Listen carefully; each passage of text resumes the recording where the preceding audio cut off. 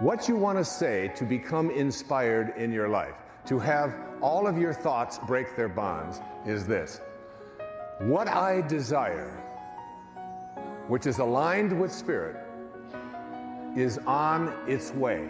Dr. Wayne Dyer, best-selling author and America's foremost spiritual guide and mentor, returns to public television to share his 6 remarkable steps for living an inspired life. And I'd like to suggest to you that inspiration is not something that comes and goes. It's not something that you have one moment and then in the next moment it disappears. And this is a whole new look at inspiration. Along with powerful wisdom teachings to unleash your own inspiration, you'll meet 4 individuals whose lives have personally inspired Dr. Dyer. So becoming inspired is really about changing your awareness of yourself. Now, join Wayne Dyer for an extraordinary presentation that promises to transform your life when Inspiration, Your Ultimate Calling airs next.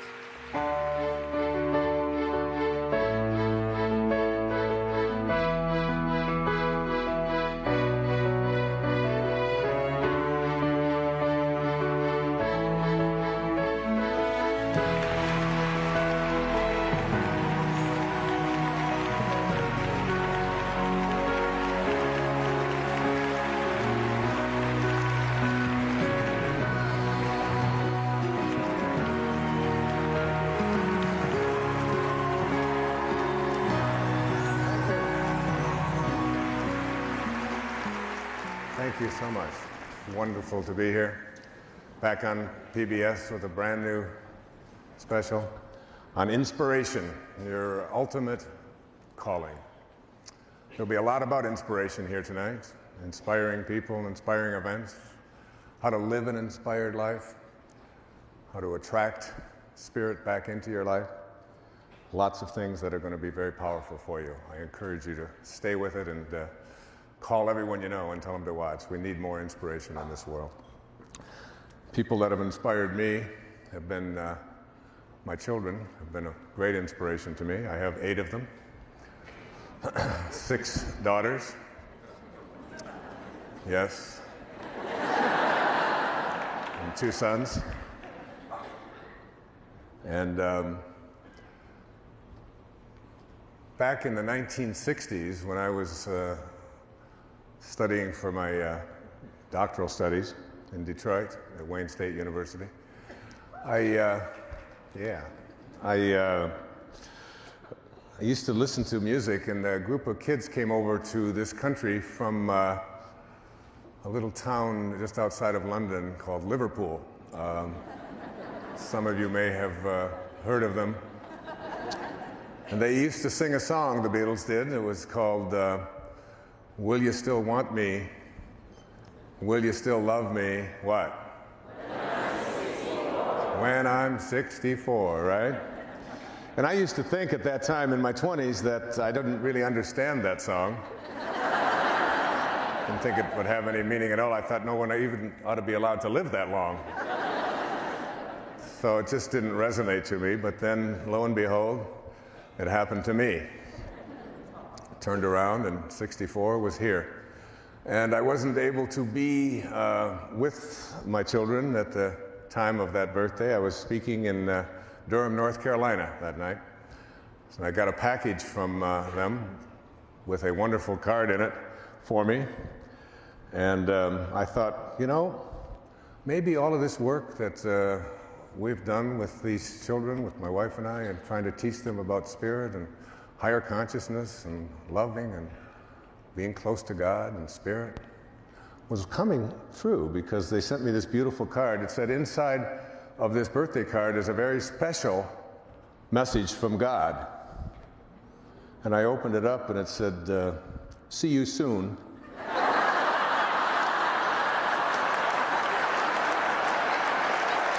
Happy birthday. So there it is. And my children have been a great source of inspiration to me. They have given me some of the best material I could ever have. I can remember one morning, I was making waffles for them.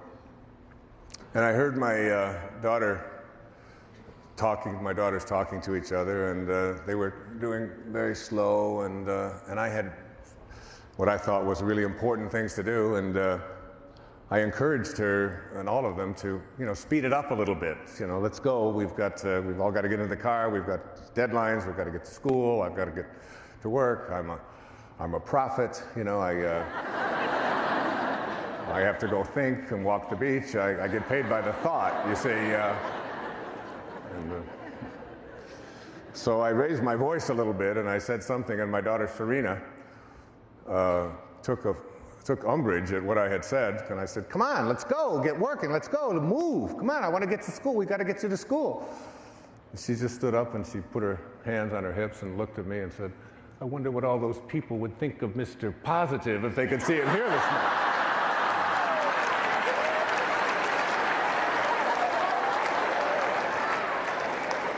She turned around and looked at her sister, Summer, and said, "Would you buy a book from someone who yells at his 10-year-old child?" I write those down when they... So anyway, my children have always been great inspiration for me, and great teachers, and keep me very close to the ground and very humble. I want to begin this program on inspiration with a story about attitude and belief, because basically the idea of living an inspired life is one in which our attitudes become one of being in harmony with our source, with spirit. Not too long ago, I was honored by Yeshiva University, the Einstein School of Medicine, with a wonderful tribute. It was called the Einstein Award, that is given to people whose work exemplifies some of the sort of philosophical views, rather than just necessarily the scientific views of Albert Einstein. And I was invited there, and I gave a lecture to the staff and did rounds and spent a day there at this wonderful School of Medicine in a psychiatric hospital in New York.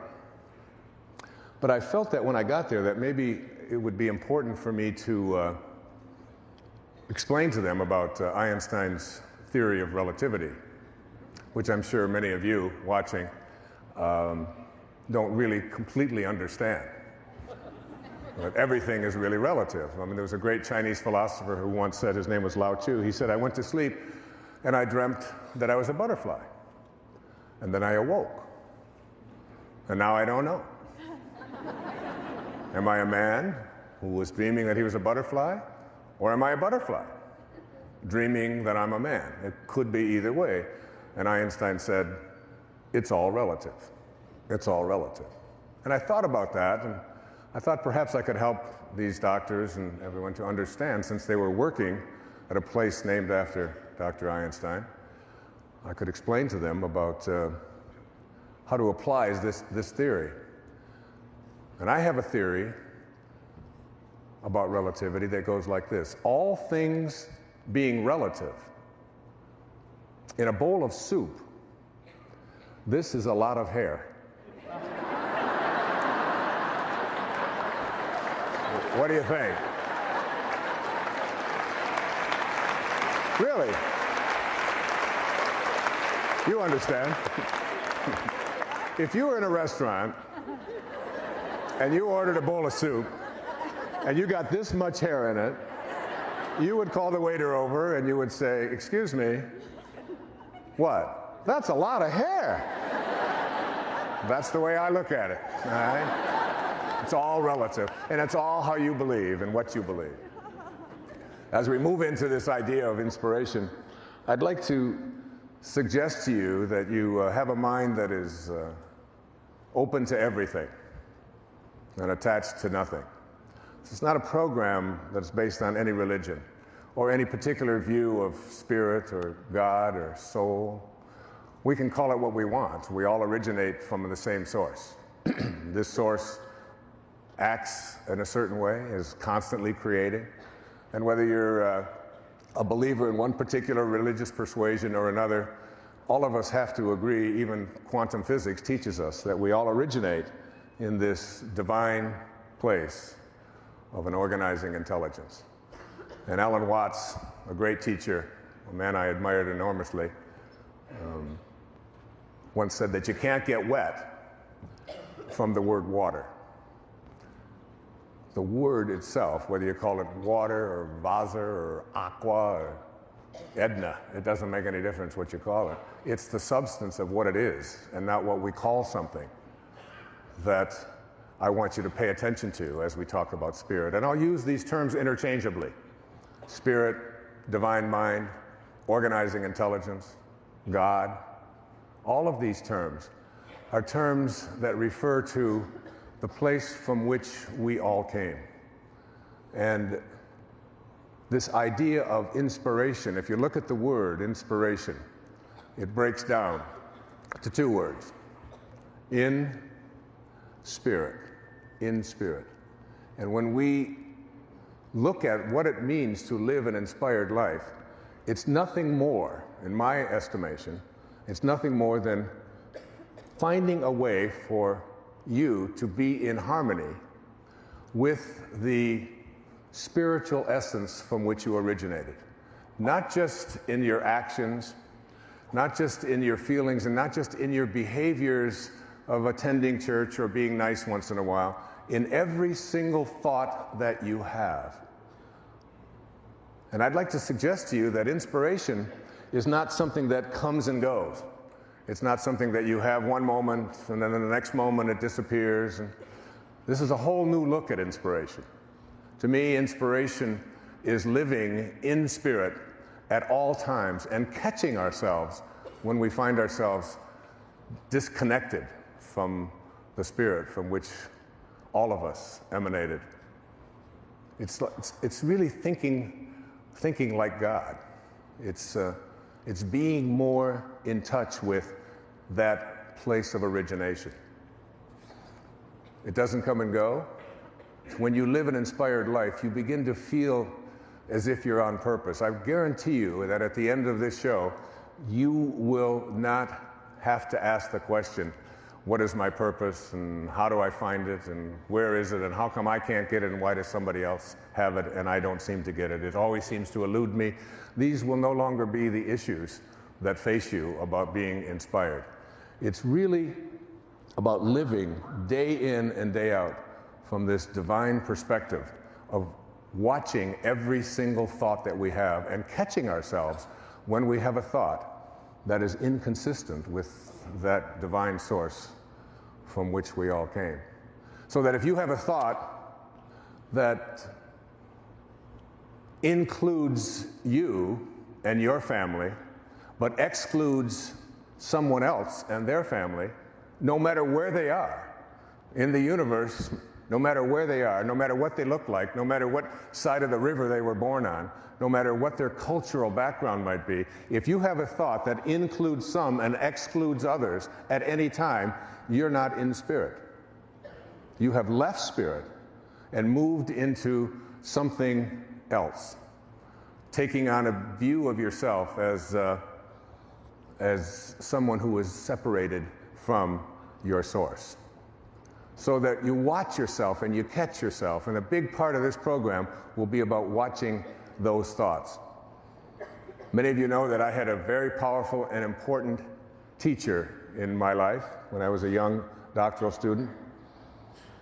He was perhaps the most significant teacher in the professions of my life. He wrote a very important book back in the 1950s called Modern Man in Search of a Soul. His name was Carl Jung. And Carl Jung had others in his life who were students of his, and one of those was Abraham Maslow. And Dr. Maslow's work on self-actualization and higher consciousness and teaching people that if you want to help another human being, you always put your attention on what it is that they can do to improve rather than on what is wrong. So you don't talk about what is missing, what is wrong, what ought to be, what used to be, unless you want more of that to continue flowing into your life. You put your intention and your attention on what it is that you want to shift and change. And he had an observation. Maslow's observation was this. He said, what is necessary? What is necessary to change a person is to change his awareness of himself. So becoming inspired is really about changing your awareness of yourself. And what does this mean? It means shifting the belief systems that you might have, the thoughts that you've had over and over and over again that say, I am limited. I don't have the talent.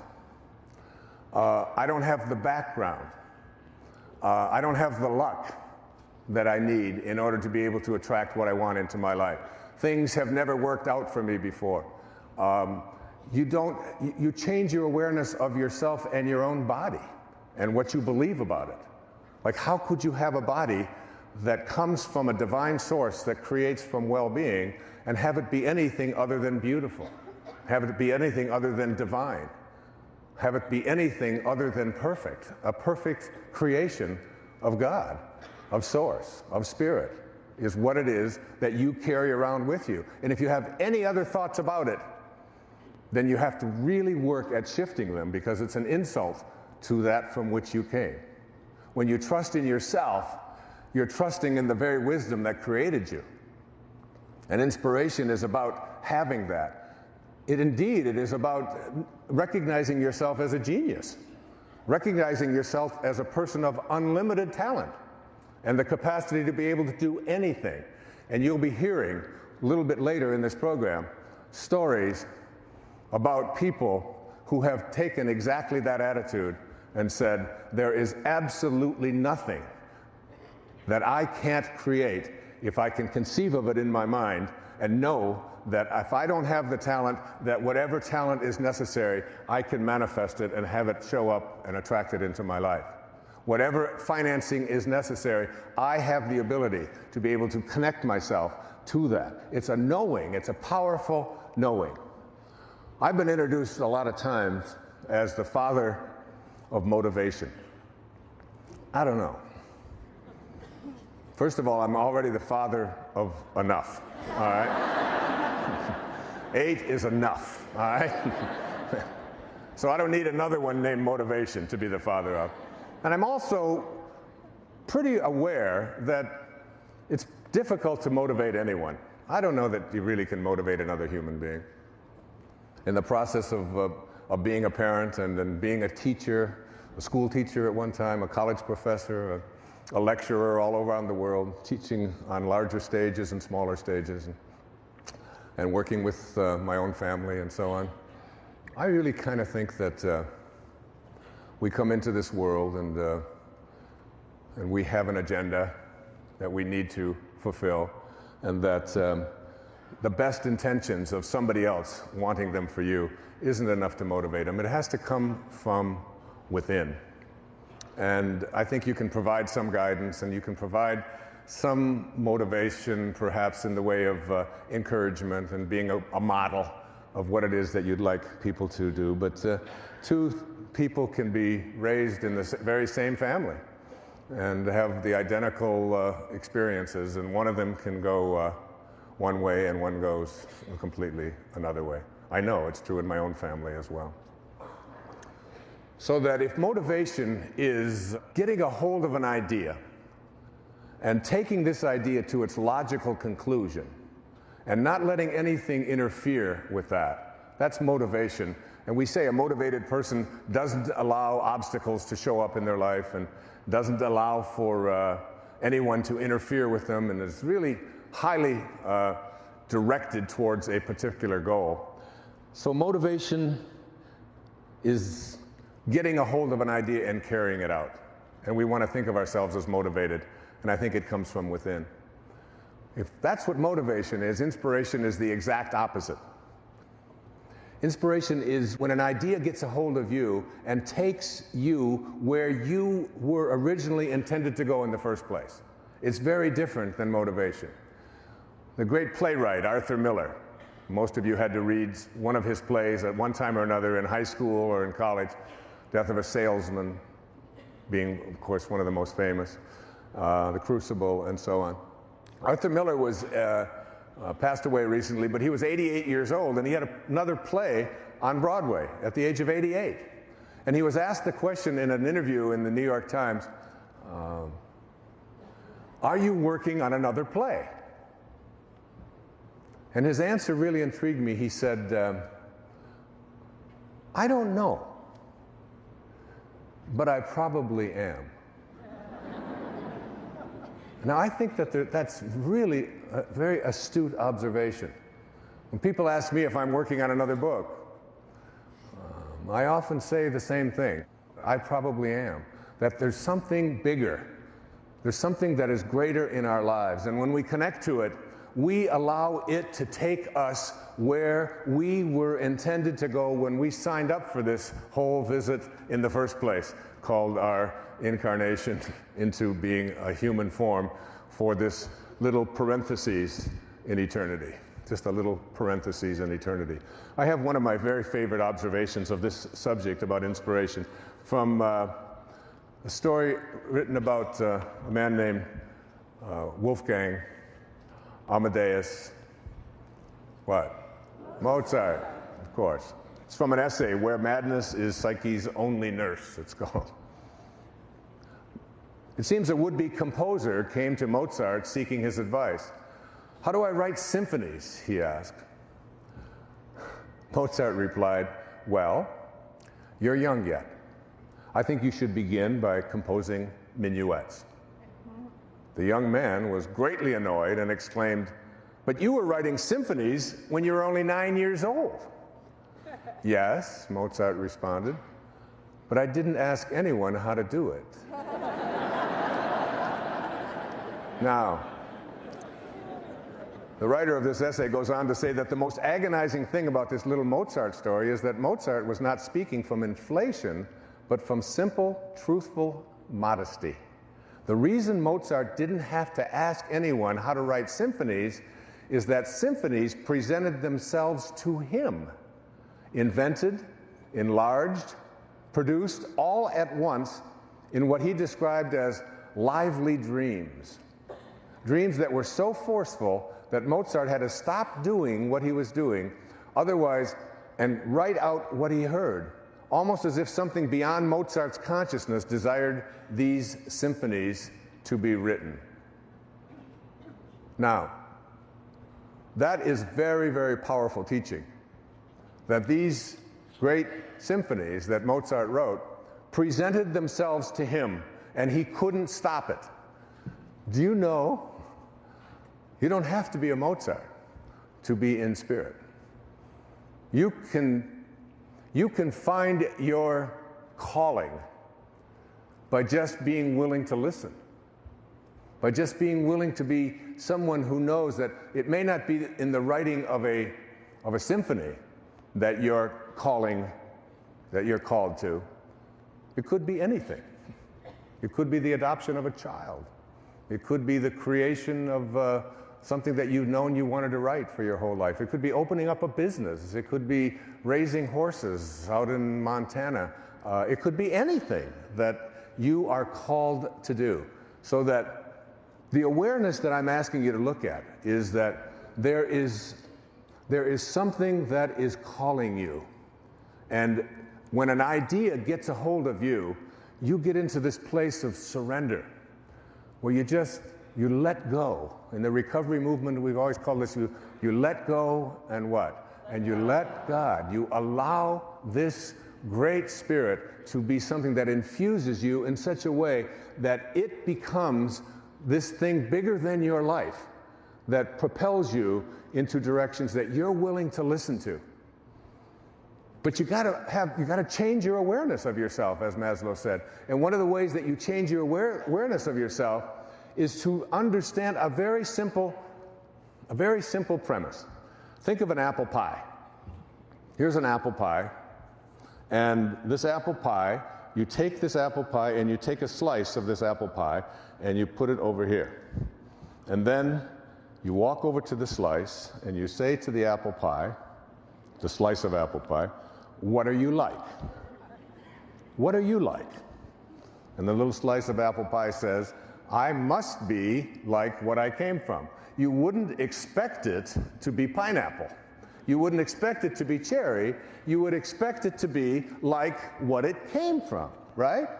So why is it that we understand this, and yet we don't understand that we too must be like what we came from? We are pieces of God. We came from a divine source. We have to trust in our divinity. We have to understand that we are not this package of bones and skin encapsulating, these internal organs, that's not who we are. That's what we call the false self. It's an illusion. That who we really are is what we came from.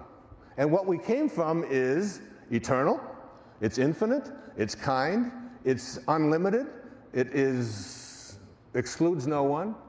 So that if we understand that we are really here as spiritual beings, just having a human experience, not the other way around. We're not human beings having a spiritual experience. It's the other way around. Our essence is our greatness, what we came from. We must be like what we came from. I've just taken up this new practice. It's called yoga. Now, I'm 65 years old, and I've decided that there are certain things that I was told that I couldn't do at earlier stages of my life that I've decided I'm taking on. I don't care what my age is or what anybody else has told. What Mrs. McConnell told me in the 6th grade at Marquette Elementary School in Detroit, that you don't have to come to art class. It's really not for you. You can go dribble basketballs maybe, but you don't want to come to art. This is because she saw some of my stick drawings that I was pretty proud of. And then there was Mr. Tubbs at Denby High School in Detroit, who, when I turned in my first drawing in drafting class, I didn't even know what drafting was. I just signed. They threw me in there because the school was so overcrowded. It was my elective, and I turned in my first drawing, and he asked me the question, "Do you have a little sister?" Like in the 3rd grade, because she perhaps is the one that did this for you. That was my whole view of my artistic ability. I'm out there painting now. I'm doing painting. And I'm also doing yoga, all right?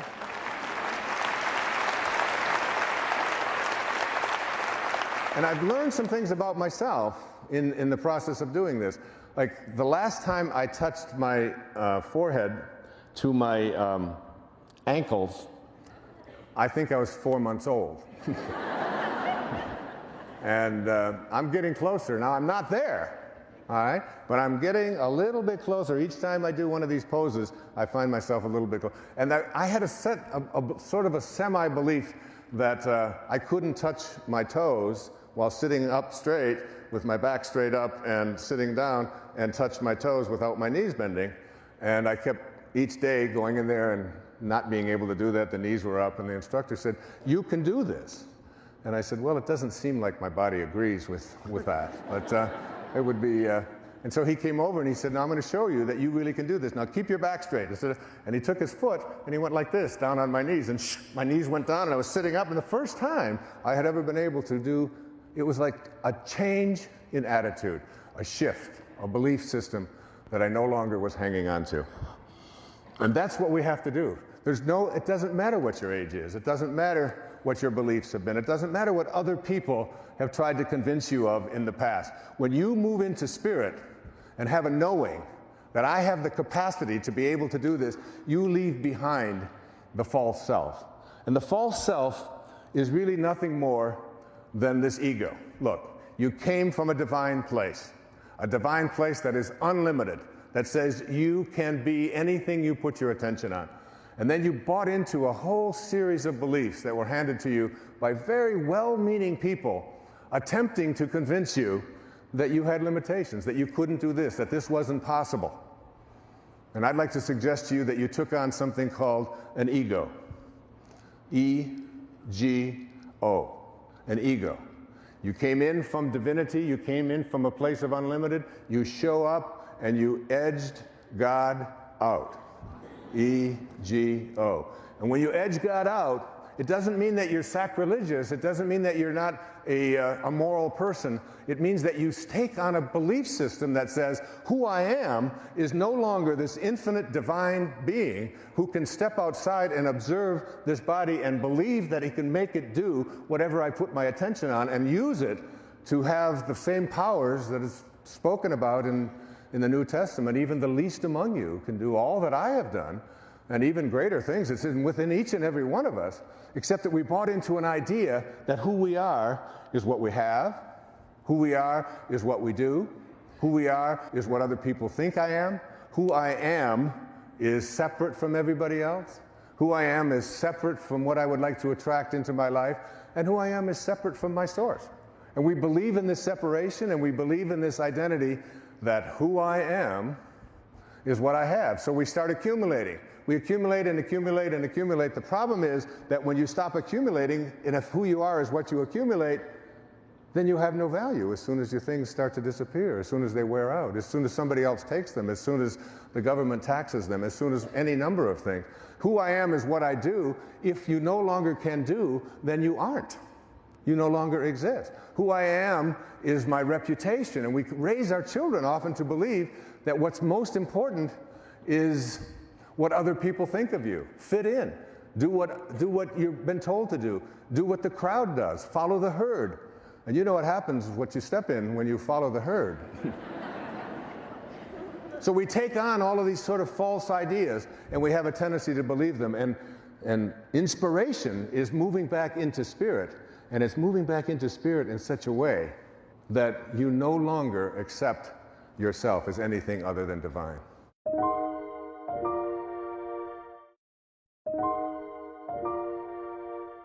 A Persian poet from back in the ancient times in the 13th century, his name was Jalaluddin Rumi.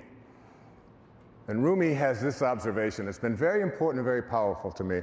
He said, "The morning breeze has secrets to tell you. Do not go back to sleep."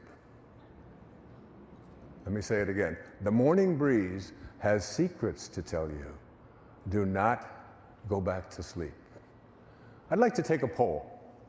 Just by a show of hands, I'd like to ask how many people in this room, and there's about 3,000 of us here tonight, I'd like to ask you, how many of you awaken at one time or another between the hours of 3 and 4 a.m.? Let me just see by a show of hands. And if you look around, you see that this is a universal experience. Now, what do you think that is? If everybody, almost everybody, awakens at some time between 3 and 4. Now, for some of us, we just interpret that as, all right, this is my age. I'll just run into the bathroom and I'll be right back. And you may make that visit several times a night. I don't know. But there's more to that. And I'd like you to, now of all of those people who raised their hand at this idea that you awaken sometime between 3 and 4 a.m., how many of you awaken at exactly the same time? Exactly the same time with a little digital clock next to you. What is your time? 3:18. What is your time? 2:20. What is yours? 4:50. So like there's and this happens repeatedly over and over again. My time is 3:13. I awaken at 3:13 night after night after night. I look over, I've got this little clock. It's not an alarm clock, it's just a little digital clock. I just look over and it's 3:13 again and again and again. So what I had trained myself to do in the writing of this book, in the inspiration book, is to put my feet on the floor and say to myself, all right, you are going to awaken because here's what Rumi said, the morning breeze has secrets to tell you. Do not go back to sleep. Do you realize that between 3 and 4 o'clock in the morning, in the middle of the night, this is the time when you're closest to your source? This is the time when it's the quietest. It is the time when it's the most peaceful, when there are the least distractions. And of course, in Miracles, it says the memory of God comes to the quiet mind. It cannot come where there is conflict. A mind at war with itself remembers not eternal gentleness. Eternal gentleness. That's what you came from. It beckons you back to be awake. It's the most creative time in your life. Try it. Take that moment that you are being called by your source and awaken, and force yourself to shake the cobwebs out. And if you can't, then put your feet on the floor and say, look, if I have to go back to sleep, I'm going to sleep with my feet on the floor. And after a while, that gets very uncomfortable, and you'll get yourself up. Now, when I do that and I get up, and I live on Maui, thank you. Thank you. Thank you. Thank all of you for my beautiful home that I have on Maui. And when I get up at that is the most glorious time to be out there. And I go out onto the lanai, and I get this sense of this powerful feeling of inspiration. It's overwhelming to me. And I walk by my writing table, and it pulls me. It's pulling me towards it. It's almost beckoning me and saying, please, please come to me. I want you to, and I sit there sometimes, and I literally wonder, where is this coming from? The words, they just flow, and I sit there, and I write by hand. And as I'm writing and allowing this to flow through my heart and onto the pages, I just think to myself, I wonder what's going to come next. I wonder when it's going to come next. It's almost as if God is saying, this is why you're here. And I can't get you any other time because it's just so busy, and there's horns bonk, and there's so many distractions. But here's a time when you can just be with me. Just be in spirit. Just be inspired. Inspirado. Be in this space with me.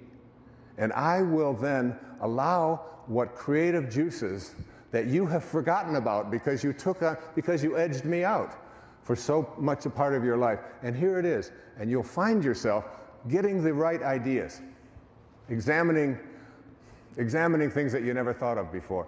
Writing, some of you, I know you do it in your sleep many times. You write a poem, and it'll be so phenomenal. And then you'll say, well, I'll remember that tomorrow. And then you get up and you can't get any of it. The morning breeze has secrets to tell you. Do not go back to sleep. Use those hours. And forget about the idea that, let's see now, I went to bed at 11. And if I get up at 3, that means 4 hours. So I'm going to be 4 hours deficient all day long. I'm not going to be. Forget that. You've got an eternity to sleep. An eternity to sleep. And when you learn to meditate and get quiet and get peaceful, you can always, in 20 minutes time of meditation, anytime during the day, get the equivalent of a full night's sleep. Don't go back to sleep. I'd like to speak in this program about what I call the rewards for inspiration. Things that will be your payoffs, your prizes, if you decide to move into spirit, into this world of spirit that I'm speaking about here on PBS. Back in the 2,300 or so years ago, we're not quite sure exactly when, there was a great teacher in India. His name was Patanjali. And in all the research that I've done on Patanjali, there's not sure if it was one person or a series of people or whatever it is, but it's great teachings, and I've immersed myself in the discourses of Patanjali and the sutras and practiced it. And one of the things that Patanjali, who was teaching people about being miracle workers at that time, teaching them about things that no one had ever heard about before, about the power of the repetition of the sound of the name of God as a way of manifesting something into your life, teaching people about being invisible, stuff that's a little bit strange, but that's, it's like being 65 has its advantages, because I can talk about things that are weird. And I usually point it out so you don't think I don't know that this might sound a little strange. But I would like to suggest to you that he offered something about inspiration that I want to offer to you.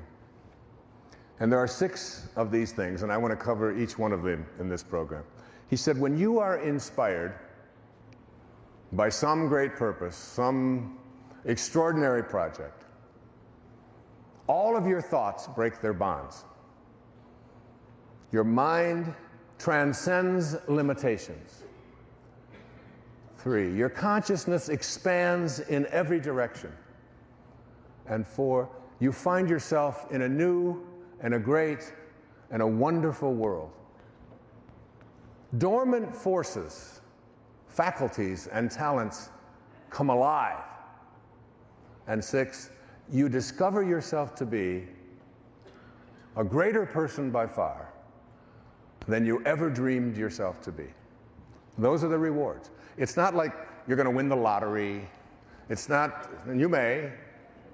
It's not that somebody's going to come riding into your life on a white horse or whatever.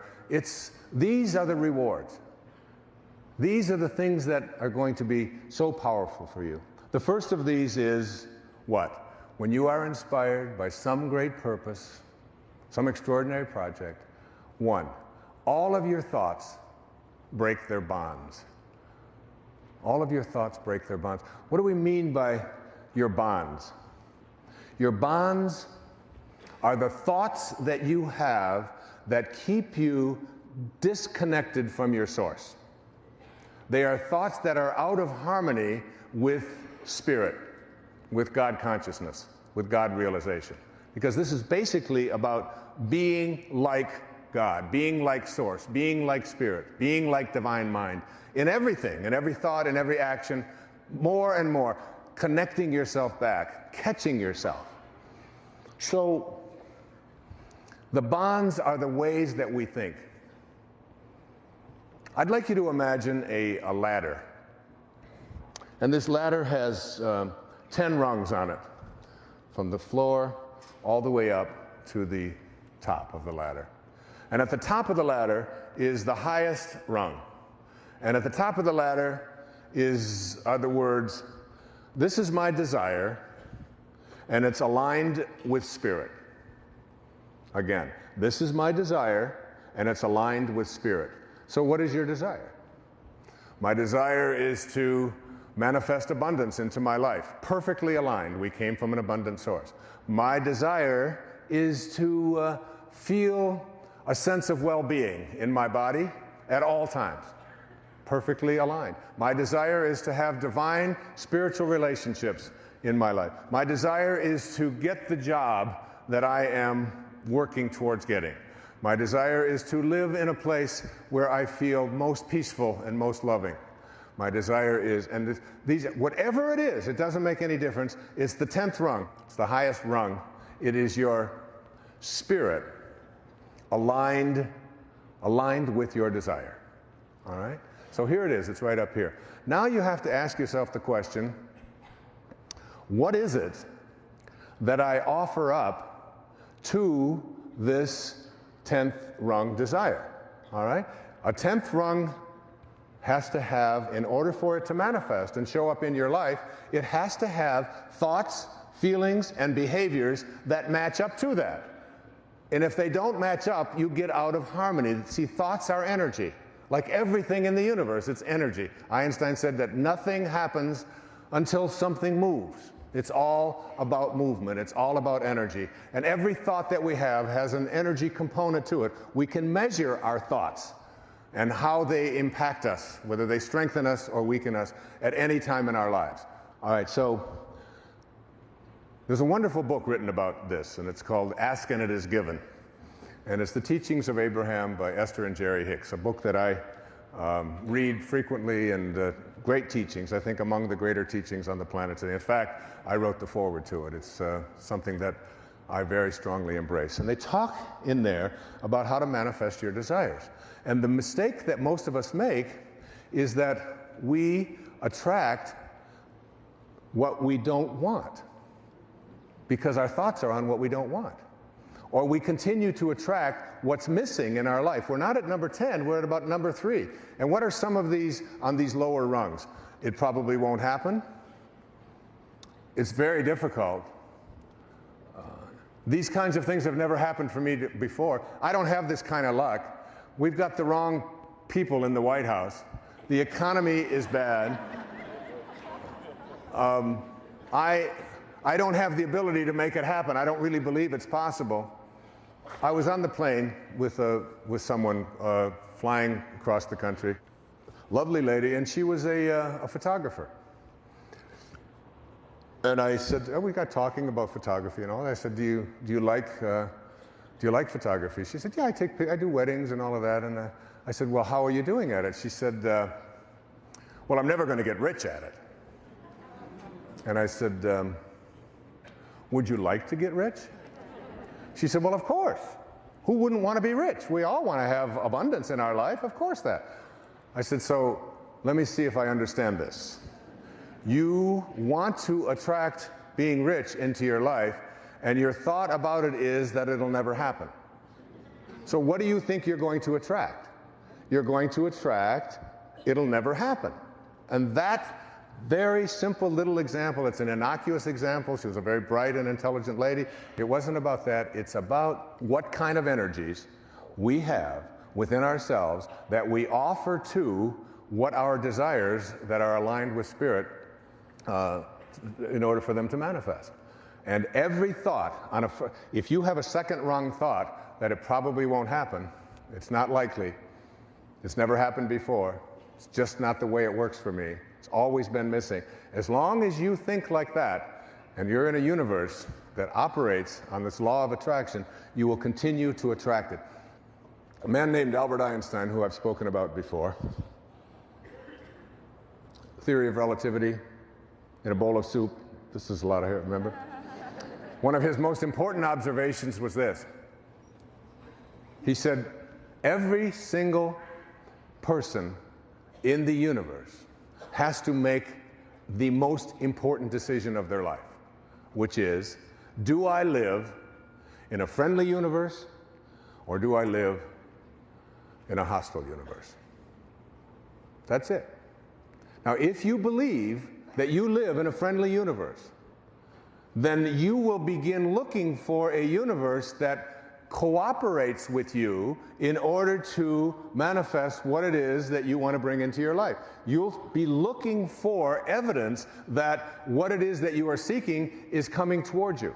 If you believe you live in an unfriendly, hostile universe, you will take a different position. You will believe that these kinds of things are not going to be attracted to me.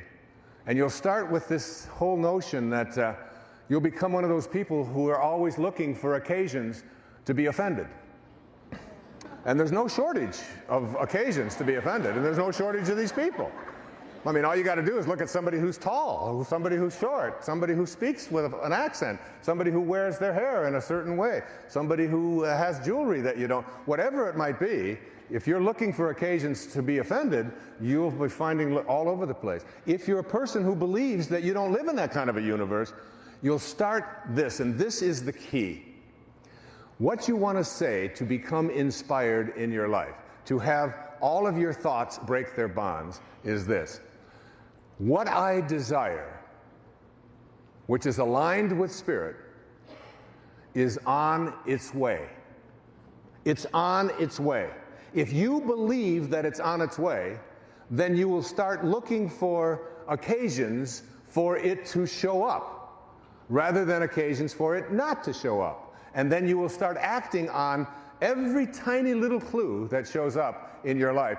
Even obstacles become just something like, oh, this is just another test.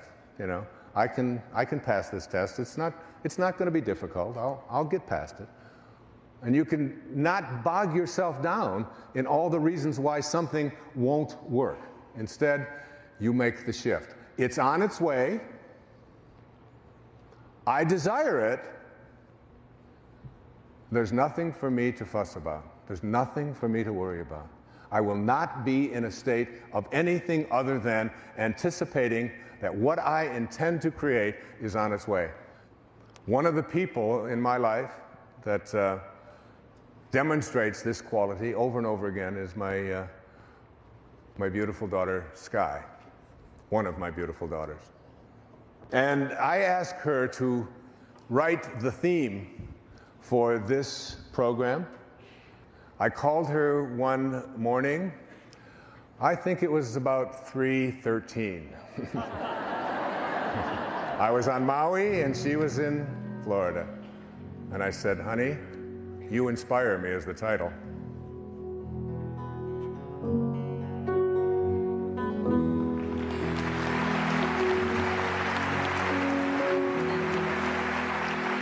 I would like to dedicate this song to my parents.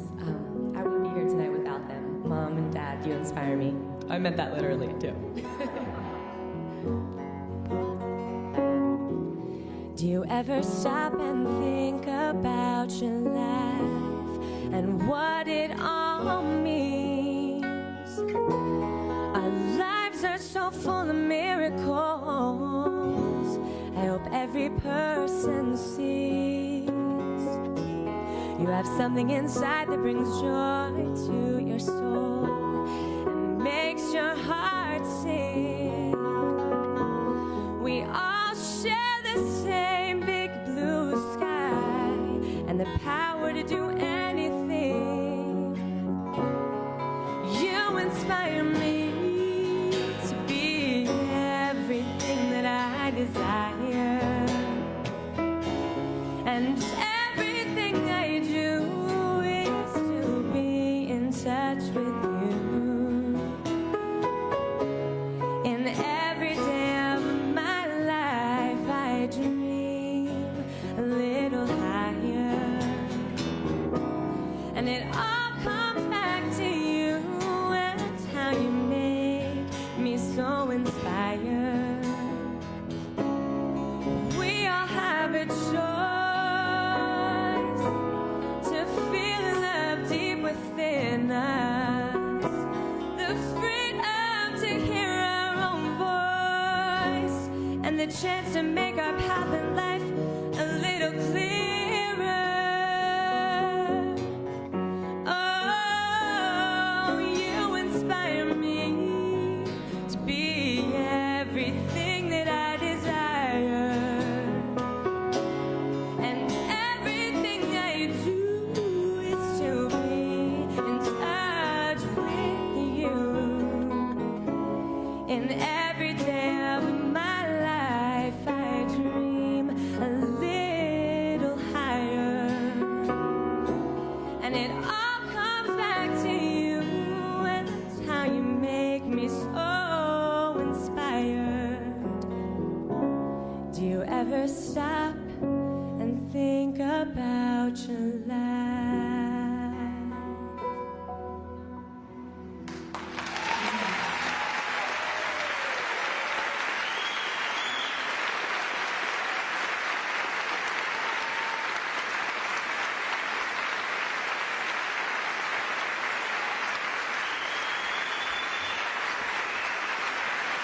She's been with me on every PBS special I've done since the 90s, when she was just a young teenager in high school. I was walking through an airport in Cleveland one day, and I was with Sky and her sister Serena. And a woman came up to me, and she recognized me, and she recognized Sky. And she looked at Sky and Serena, and then she looked at me. And then she looked back at them and said, "You know, your mother must be very beautiful."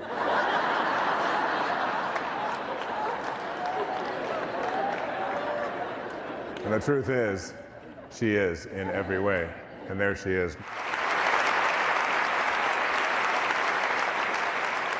Nikos Kazantzakis, who wrote Zorba the Greek,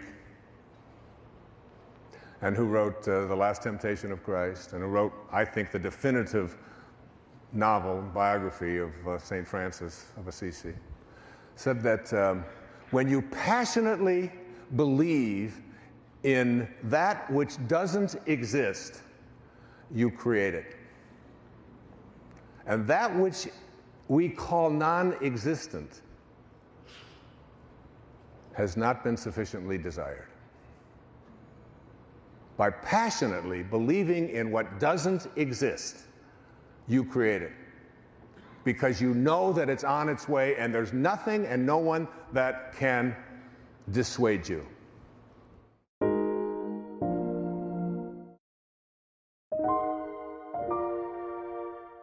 I'd like to go into the second of these rewards that you'll get. Your mind transcends limitations.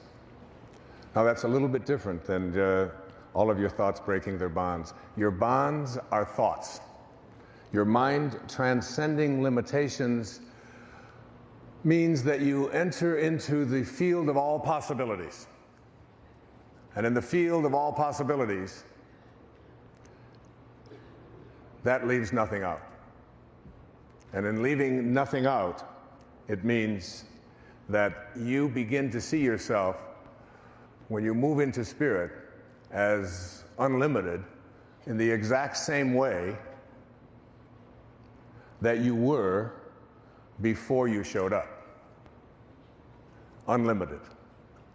So you want to know what this spirit looks like? You want a picture of this spirit? Take a look. Take a look.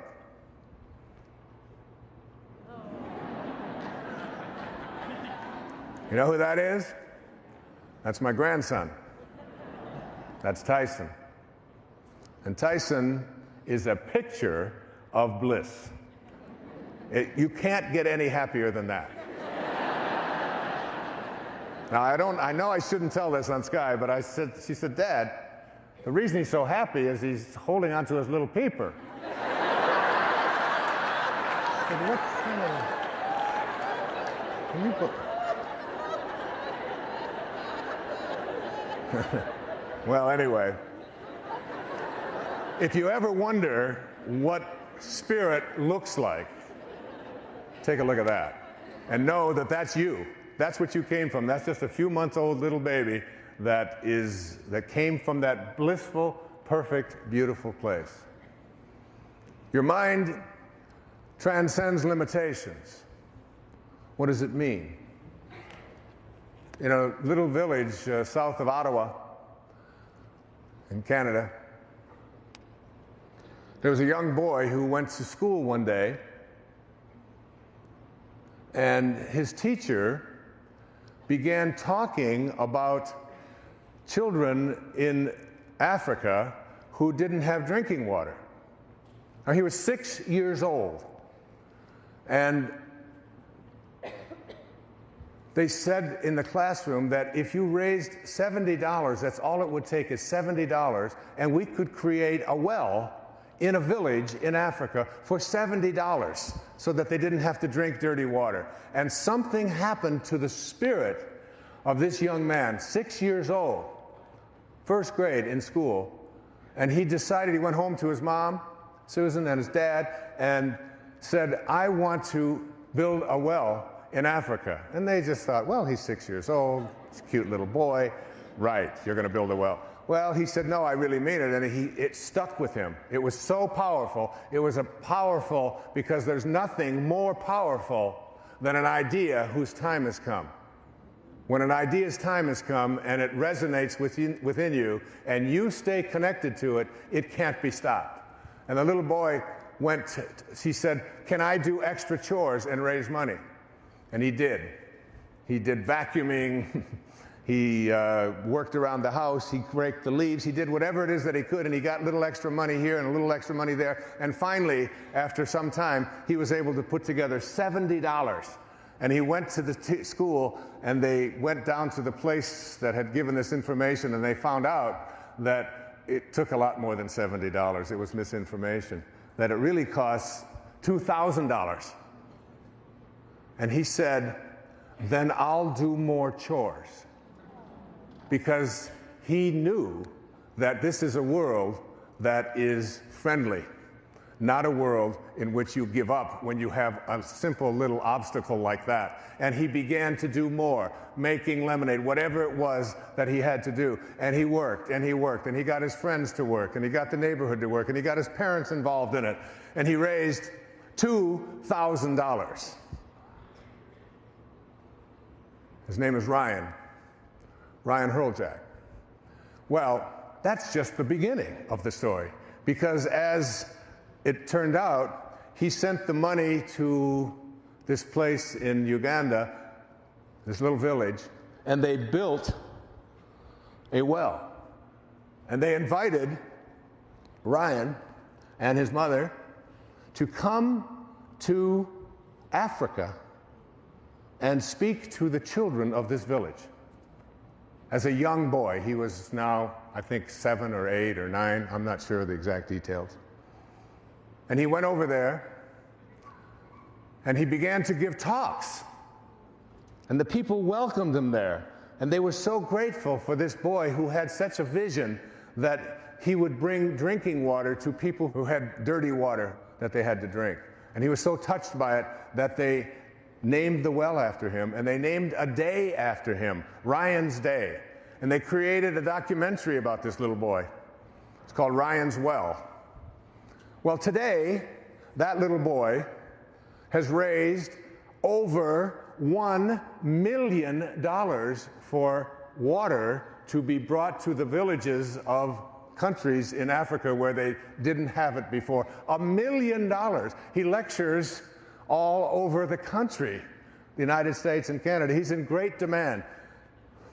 And when he got there, he had a little boy that was so connected to him that they were pen pals. His name was Jimmy. And it turns out Jimmy was an orphan.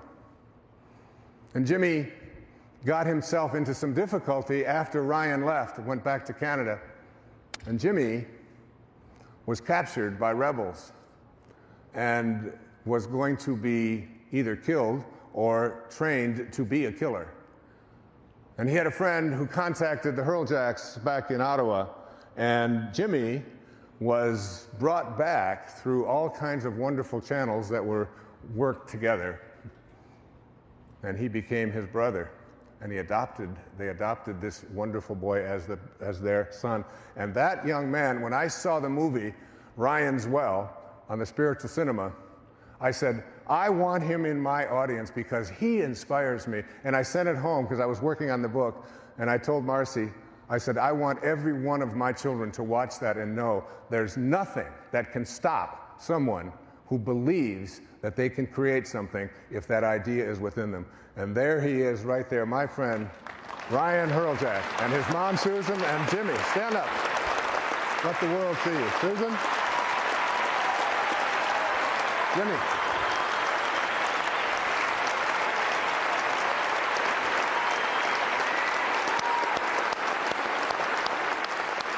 Yeah. Ryan has appeared on Oprah twice. And the first time, when she called and asked if he could come, it was on a Thursday when he had something that he had to do in school, and he said no. And his mother said, you're saying no to going on Oprah? I can't do it at this time. And they changed the date so he could be on. When she talked about her most inspiring young people, you inspire me, you inspire me, you inspire me. Thank you.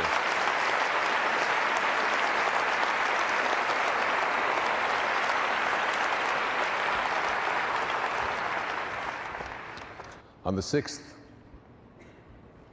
of April, 1994, the president of Rwanda was in an airplane. He was a Hutu, and his plane went down. On the 7th of April, a genocide began in the country of Rwanda, a country about the size of the state of Maryland, with approximately 10 million people.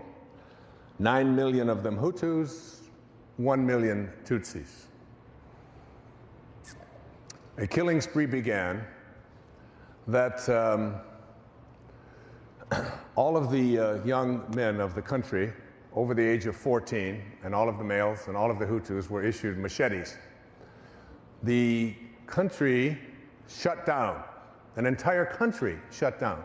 All the schools closed, all the banks closed, all the grocery stores closed, all commerce ceased, and the business of killing was underway.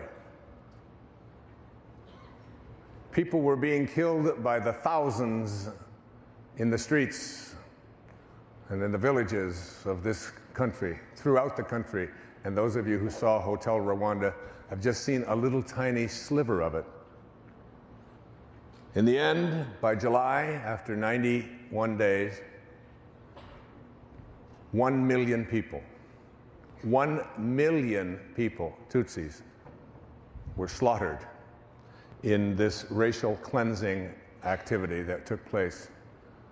And in the midst of this horror, a young woman named Immaculée Ilibagiza was a student in a college about 200 miles from her village. Her father talked with her on the phone and persuaded her to come home. She didn't really want to go because it was Easter vacation and it's a long ride, and it was through buses and so on. It takes a long time through country roads. And the father said, "You must come home. It's Easter. You must come home and see your mother and your father." And she said, "I don't know. I'm not sure." But she did. She did what her father asked her to do, and she went home. And that was on the 6th or so of April. And when she got there, she's a Tutsi woman, they had to go into hiding because the killing began almost immediately, especially in this area of Rwanda where she lived. And she went into hiding in a pastor's home, in a bathroom that is approximately 3 foot by 4 foot, with 7 other women for 91 days. And she came out, she's 5'9", she came out and she weighed 65 pounds. And she survived through something that is so miraculous. She has written her story in a book called Left to Tell, How I Discovered God in the Midst of the Rwandan Genocide. It was such an astonishing experience that she would survive through the force of her total belief and connection to God. It was almost as if she had to become that from which she originated. She had to learn not only what God was like in her thoughts, and when you read her book, you'll be just overwhelmed. It's a page-turning book. But she had to almost learn how to be in a state of forgiveness to people who were hunting her. She lived in a house that was a 2-bedroom bungalow by standards in America, and it was searched by between 300 and 400 Hutus with machetes 5 inches away from where she and 7 other women were hiding, just looking for scraps of food in order to survive, being brought to her by the pastor. And in the home that she lived, the pastor didn't even tell his own children, because if he would, they would have been killed, because no Tutsis were spared, none. I'm going to read the introduction. And I met this woman. She came to a talk I gave, and I was so deeply inspired by her transcendent connection to source energy that she was able to transcend the laws of the material world. She was literally able to face down, after weighing 65 pounds and 91 days wearing the same clothes without having a bath or washing, stare down someone with God consciousness and have them drop a machete, and it was unheard of. I believe that she's a saint who walks among us. I heard the killers call my name. They were on the other side of the wall. Less than an inch of plaster and wood separated us. Their voices were cold, hard, and determined. "She's here. We know she's here somewhere. Find her. Find Immaculée," they were saying. There were many voices and many killers. I could see them in my mind. My former friends and neighbors who had always greeted me with love and kindness now moved through the house calling my name while carrying spears and machetes. "I've killed 399 cockroaches," said one of the killers. "Immaculée will make 400. It's a good number to kill." I cowered in the corner of our tiny secret bathroom without moving a muscle. Like the 7 other women hiding for their lives with me, I held my breath so the killers wouldn't hear me breathing. Their voices clawed at my flesh. I felt like I was lying on a bed of burning coals, like I'd been set on fire. A sweeping wind of pain engulfed my body. 1,000 invisible needles were ripping into me. I never dreamed fear could cause such agonizing physical pain. I tried to swallow, but my throat closed up. I had no saliva. My mouth was drier than sand. I closed my eyes and tried to make myself disappear, but their voices just grew louder. I knew they would have no mercy. My mind echoed with only one thought: if they catch me, they will kill me. If they catch me, they will kill me. They were just outside the door. At any second, they would find me. I wondered what it was going to feel like when the machete slashed through my skin and cut deep into my bones. I thought of my brothers and my dear parents, wondering if they were dead or alive, and if we would soon be together in heaven. I put my hands together, clasped my father's rosary, and began to pray.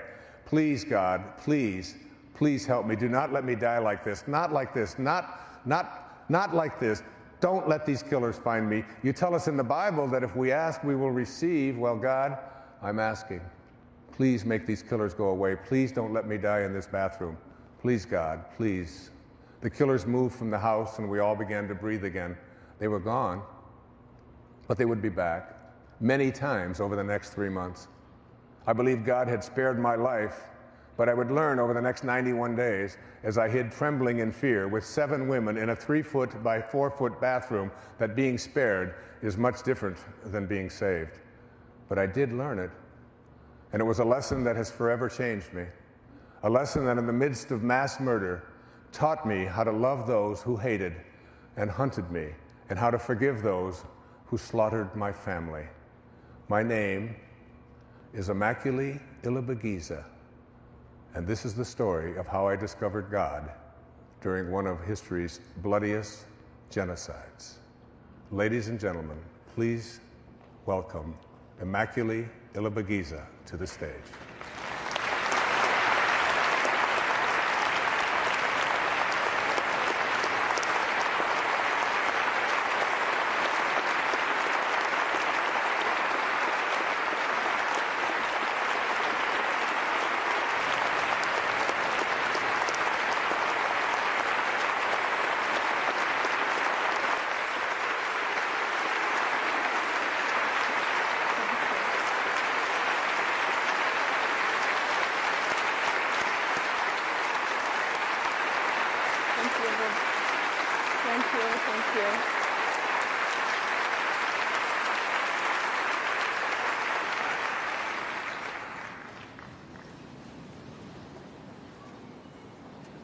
Thank you. Thank you for your kind welcome. I'm very proud and very happy to be here on this PBS program taping. And of course, I'm very happy to be with Dr. Wayne again. Thank you. I know my story is a sad story, but it has been a story that gave me an experience of great spiritual growth and a deep understanding of what really matters in life. It is a story of everyone who lives through any kind of injustice. I believe that also it has given me a chance to love better and to be able to put myself in other people's skin, especially when they are hurt.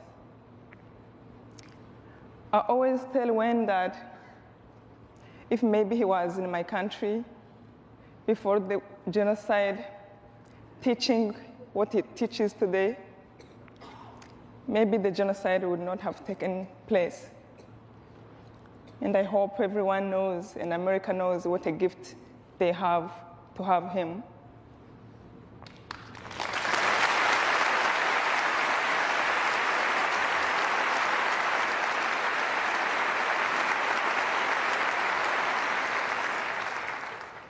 Sitting down in deep silence of that bathroom for 3 months and being hunted to be killed every day through the worst time of my life, I didn't know that I was about to discover the greatest source of joy in my own heart, which was God inside. He is bigger than any pain.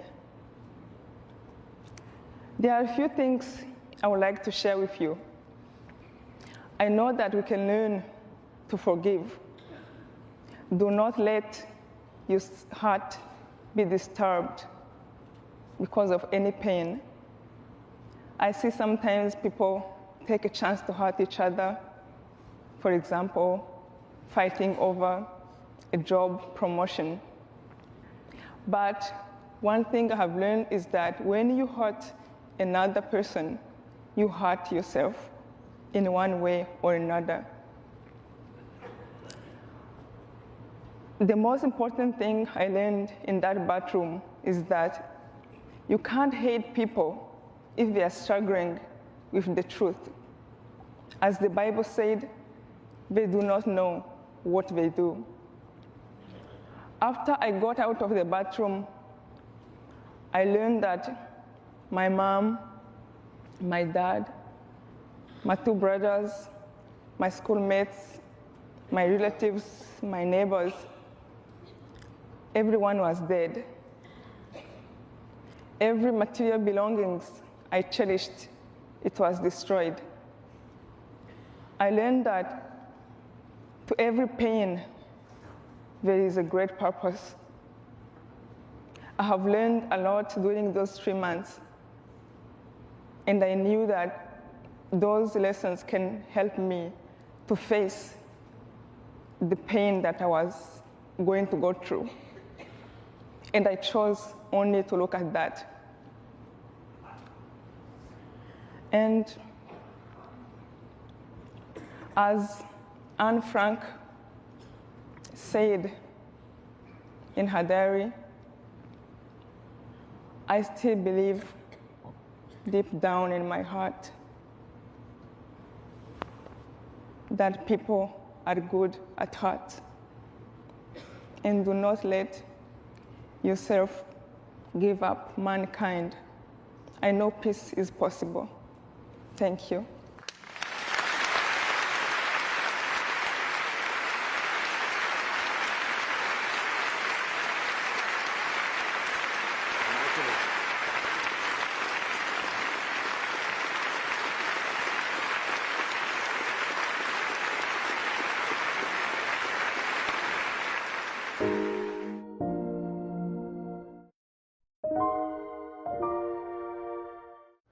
The third of these rewards for reaching an inspired life is that your consciousness expands in every direction. What does this mean? Your consciousness expands in every direction. It means there's no up and there's no down. It means there's no right and there's no wrong. It means that there's no north and there's no south. It means that there's no beginning and no end. You begin to move into a consciousness place within yourself that you'll find yourself, when you move into spirit, you're going to find yourself doing things that you don't understand why you're doing them. In 1994, when Immaculée was imprisoned in this tiny little bathroom with 7 other people with no facilities, she did something that I found so astounding when I first met her, when she came to a lecture I had given in New York. And I was so taken by her. She didn't come to me and say, "Will you help me?" I sought her out and said, "How may I be of service to telling your story in a profound way?"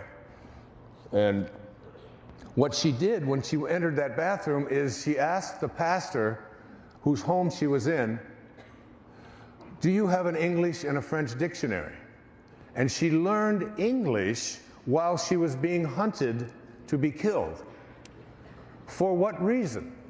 Why would someone who is in that kind of a state practice, day in and day out, up to 8-10 hours, and she couldn't speak. They didn't speak for 91 days. No sound whatsoever.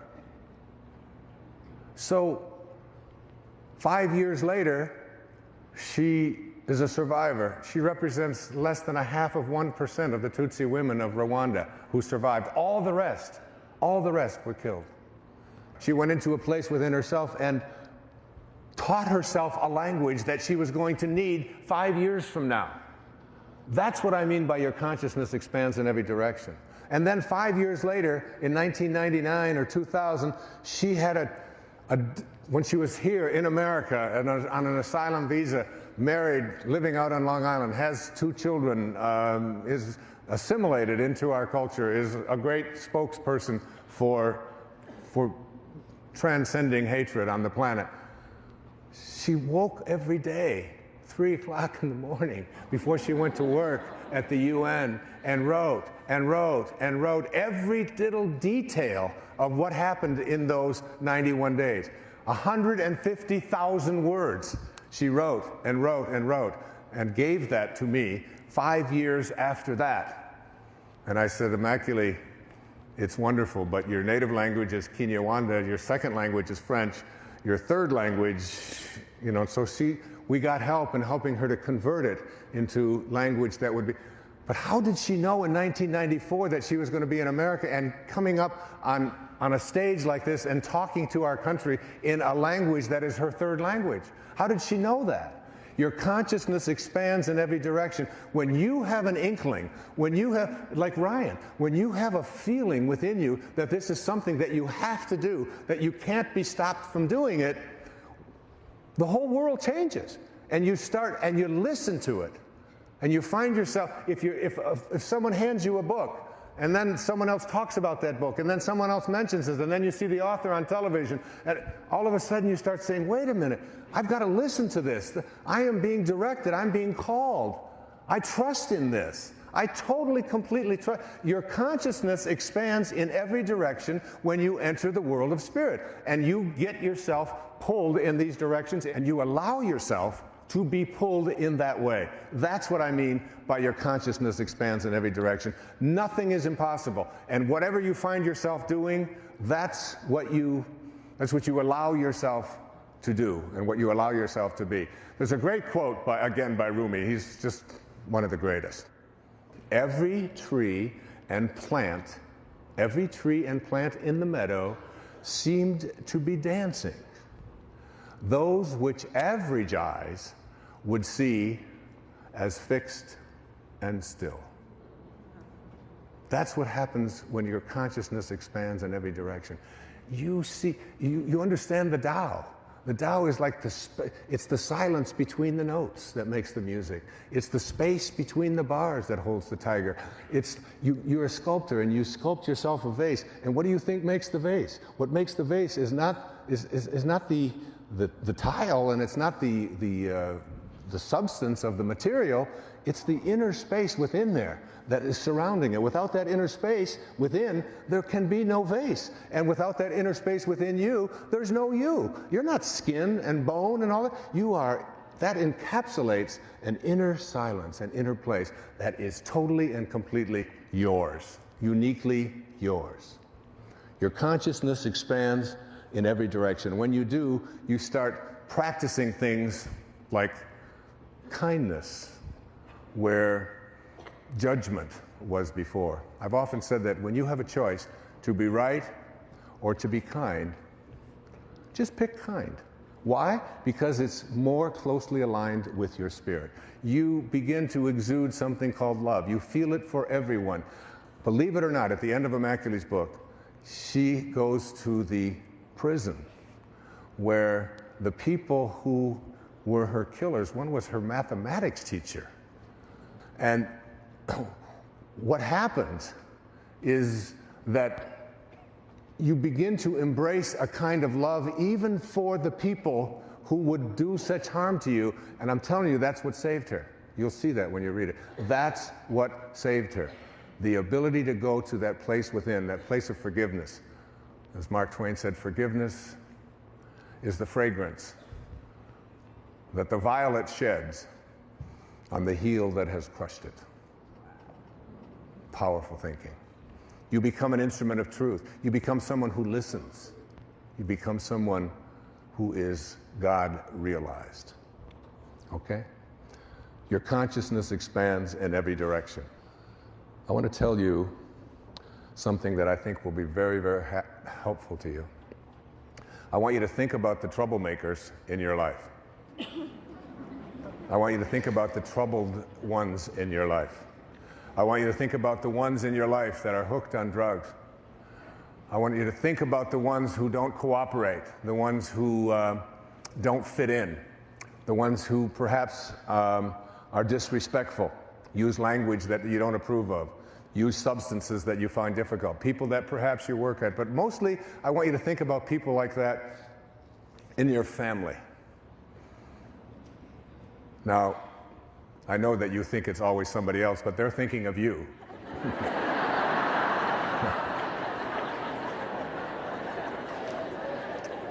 And I want to tell you about how consciousness expands in every direction when you take these people who are your greatest teachers, the people who have come into your life to teach you how to love them through what it is that they're struggling with, what it is that they are going through. And it's just, there's a need there, a need to be loved, that it's very difficult to love certain people under certain circumstances in certain ways, particularly when they behave in ways that are so troublesome to you. And I want to take you back in my own family, and I've been given permission to do this.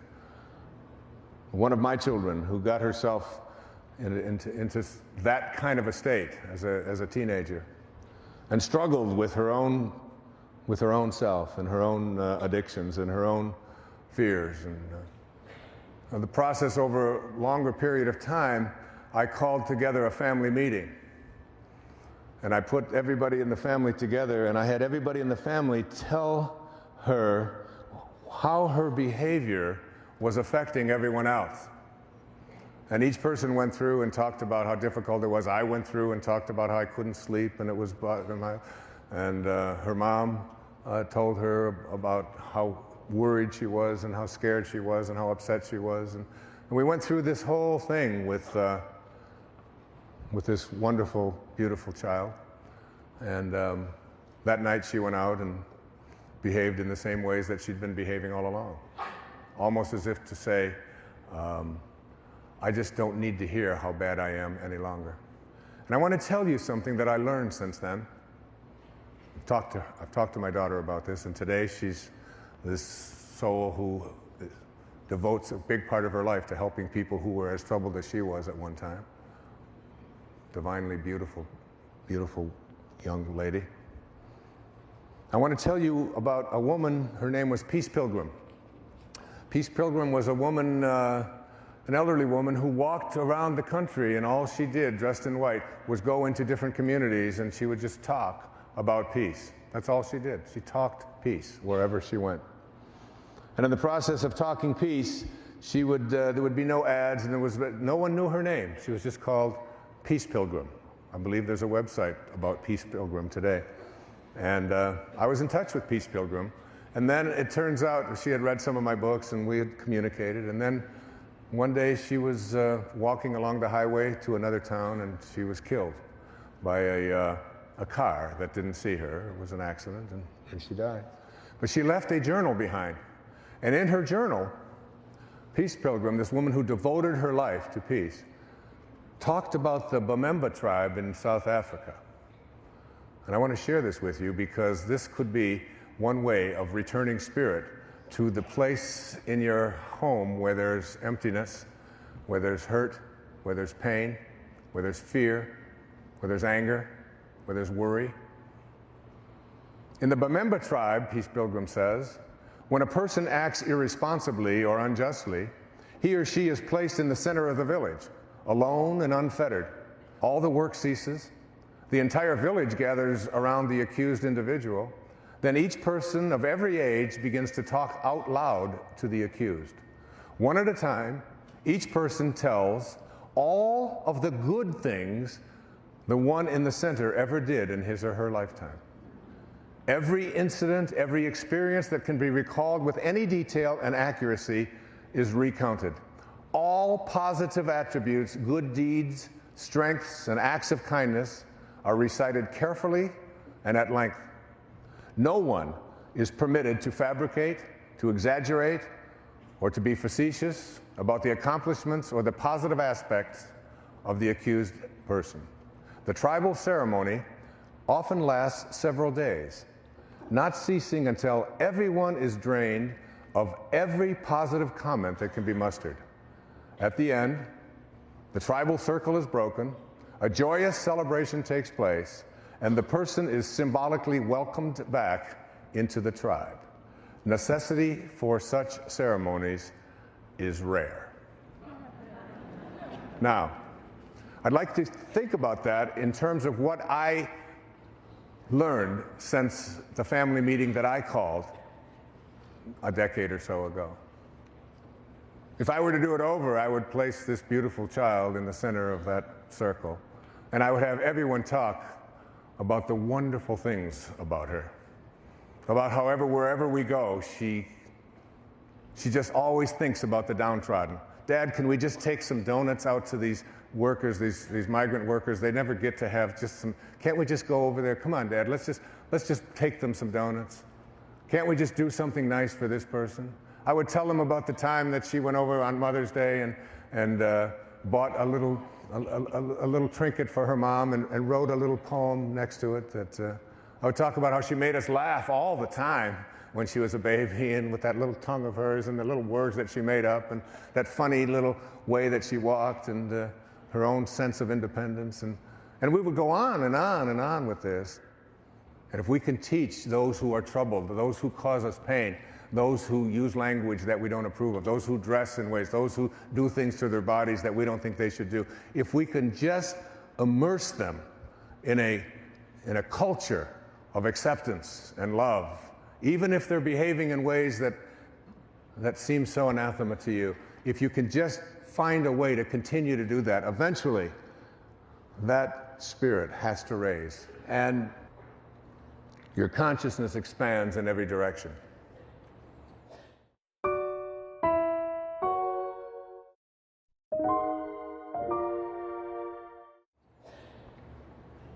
And 4, you find yourself in a new and a great and a wonderful world. Your world changes. The world that you used to live in before you were in spirit is no longer there.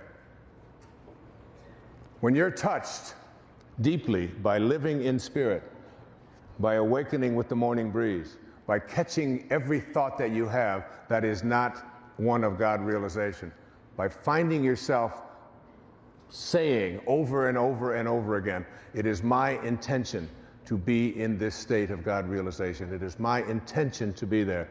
I'm going to live in spirit. When you do, the world changes. Things that you didn't notice before suddenly come alive. I'm going to tell you a story that just blew me away. I think it perhaps was the signature story of my life in terms of connecting to spirit. I've never experienced anything like this before. I finished writing Inspiration, Your Ultimate Calling, on the 23rd of April. And I knew that the book was going to have 18 chapters in it, because 18 is that magical number, one infinite source. One infinite source. I put that number on my dashboard of my car. I have it on the mirror. It's a reminder. One infinite source, 18. It's the number of chapters in the Bhagavad Gita. It's the number of holes on a golf course. It's got to have something holy to it. And so I had 17 chapters written, and I was thrilled to have that completed, but I still had one chapter to go, but I was holding that off until my birthday on the 10th of May. And I knew what that last chapter was going to be, my experience of living an inspired life, just telling it on my birthday, right around 3:13 or so in the morning. So I was essentially done. And I went for a walk that day, and when I finished that chapter, that 17th chapter, I told a story in there about my friend Jack Boland. He passed away about 12 years ago.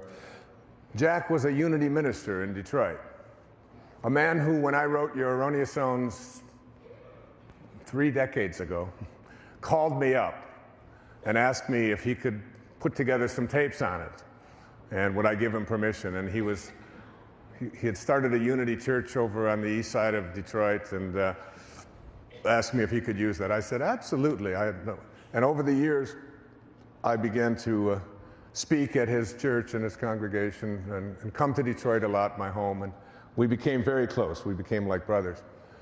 And he got very sick, and he had cancer throughout his back and so on. And I went with him to my friend Deepak Chopra's place, the Ayurveda Center out in Massachusetts. During the day, we would go out, and then in the evening, he would come in, and Jack always had to have a story. He had to tell a story. And he started talking to me about these wonderful little creatures called monarch butterflies, and how much he loved them. And the reason that he loved them, he said, Wayne, these are the most amazing little things in the world. I mean, they've got a brain the size of a pinprick, just no brain, essentially, and they're made out of tissue paper, you know, like toilet paper. They're just flimsy little things, and they come out, and they come out of a chrysalis on a branch in a tree in Brazil. Now they don't have a brain, and they're made out of toilet paper, essentially, and they fly to Nova Scotia, 4,385 miles away. And they spend some time there doing whatever you do in Nova Scotia if you're a monarch butterfly. And then they turn around, these pinprick brain toilet paper insects, and they fly all the way back to Brazil. But not only do they go back to Brazil, they go back to the same tree. Not only do they go back to the same tree, they go back to the same branch. And they start the whole process all over again with another cocoon. I mean, it's like, I've got a brain that's supposed to be pretty good size. I leave my cell phone in the bedroom. I did this just the other day, and I walk out of the bedroom, I can't find my cell phone. I have to call the number on another phone, and I'm listening to this funny little sound and looking under pillows. I know it's over. I had to call twice because I didn't want to get charged for the first call. Well, anyway, and these things can find the same branch that they came out of a cocoon on. So anyway, he would tell me about the miracle of these things. All right. So I wrote that whole story. The 17th chapter is about the language of spirit, how spirit speaks to us in ways that we're not even aware of. It speaks in terms of alignments. When things align, when the same numbers appear, the same ideas keep showing up, when these kinds of alignments show up. So I called my editor, Joanna, who's here tonight, who's edited everything I've done for the last 30 years or so, and only person in the world who can read my handwriting. I read her the story of Jack and the monarch butterfly, and I called my friend, the president of Hay House, who's my publisher, who's also here tonight, Reed Tracy, my best friends in the world. And I read both of them the story. All right? And then, because I always do that when I finish a chapter, I read it to just see what it sounds like. Took off on my walk. It's 12:30 in the afternoon. I'm going for a walk along Kaanapali Beach. And I walk, and I walk, and I get out to this place called Black Rock, out on West Maui. And I'm walking there, and I'm at peace, and I'm going to meditate, and I got my cell phone with me, you know, I found it, and a monarch butterfly flies right out of the tree, and I don't think I've ever seen monarchs there before, right? A monarch butterfly flies out of the tree and circles and lands right there, 3 feet in front of me. So I think, well, a little bit of a coincidence, but you know, that's because I just read the whole story, and I reach over to pick up this butterfly, and it looks at me like I'm a butterfly. You know, I don't deal with humans. I mean, my DNA is programmed to stay away from you, and it flies away, and it goes out about 40 yards, and it makes a U-turn, and it comes back, and it lands on my finger, right here. And I look at it, and I have never had this happen before in my life. I've had butterflies brush up against me once, but I've never had one just seek me out. So it lands here, and I immediately reach for my cell phone. And I called Joanna, you remember? And I said, Joanna, there's a monarch butterfly on my finger. You know what I just read to you this morning? She said, as she always does, she's so sweet and peaceful, meditate. I said, meditate? This is a monarch butterfly. I just wrote about him and Jack and the... She said, just go meditate on him. So I call another number. And I call Reed, the president of Hay House, my buddy, all right? And I said, Reed, I read to you this morning about a monarch butterfly. I've now got one on my finger. It flew to me. He said, get a picture.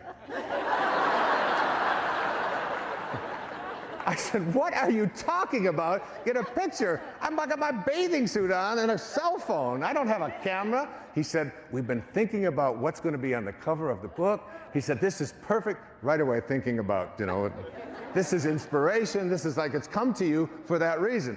Get a picture, get a picture. So I took Joanna's advice and I meditated. Now it's 1 o'clock in the afternoon when this happened, and I meditate for 30 minutes, and I called Joanna back, and I said, it's still with me. And I called Reed back, he said, get a picture. So, now this butterfly is doing, during the meditation, I don't know how to say this without sounding strange, but it's okay, because every word of this is true. I swear to you, this butterfly was trying to talk to me. I don't know how close you've ever looked at a monarch butterfly, but it had tiny little, almost like teeth, but they're not really teeth. I know they don't have teeth. And I bring the butterfly up real close to my eye, and it's doing this.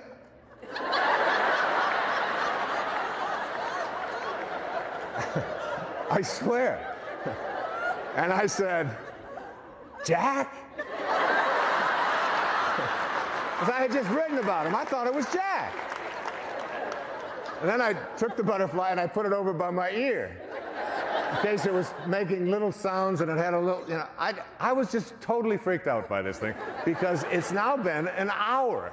It's been an hour. It's now, and it won't go. It's like I take it over here, I put it over on this finger, it's over here, and it won't go. And I'm going, okay, that was not, it won't leave. It's just connected to me.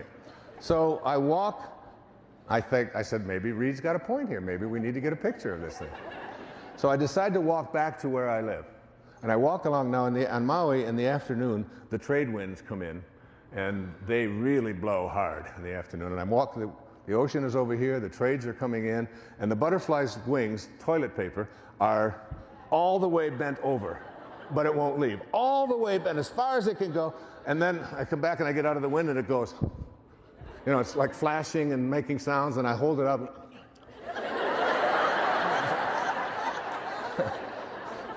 So I'm walking along the beach, the beach there, and there's a little girl she's about 4, 5, 6 years old, who's totally traumatized because she got the wrong color Slurpee. That's her issue, okay? Giving her mother more grief, I want to tell her about Immaculate in the bathroom. I want to tell her, she, I didn't want purple, I wanted yellow, and you gave me purple Slurpee. I hate purple Slurpees.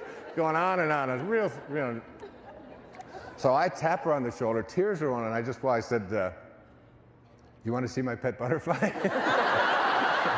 I did. She said, what's his name? What's his name? What's his name? I said, Jack. This is Jack. I did. And she went from, I don't know how to say this.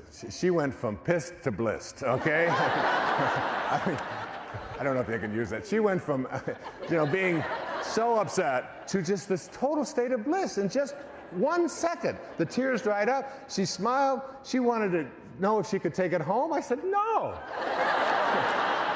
What are you talking about? This is my butterfly, I get all the way back to where I'm going. It's now about 1:30 in the afternoon, about an hour and a half has gone by. I live in a place where they have a concierge downstairs, and there's a pool there, and there's a girl there, her name is Cindy. And I walk upstairs, and I call Cindy down at the pool, and I said, Cindy, can you walk over to the ABC store and get a portable camera and be here in 5 minutes? She said, you want me to come to your apartment with a portable camera in 5 minutes? I said, yes, I do. She said, why? I said, I want you to take a picture of me and my butterfly.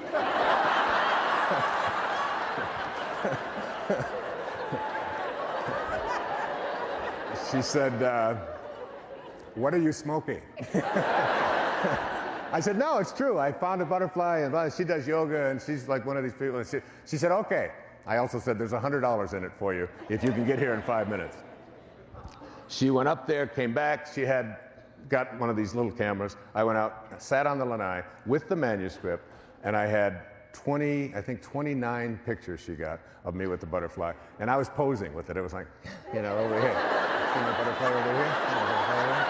Yeah, my butterfly. I was. I didn't know what he wanted. I don't know what, you know. So she went.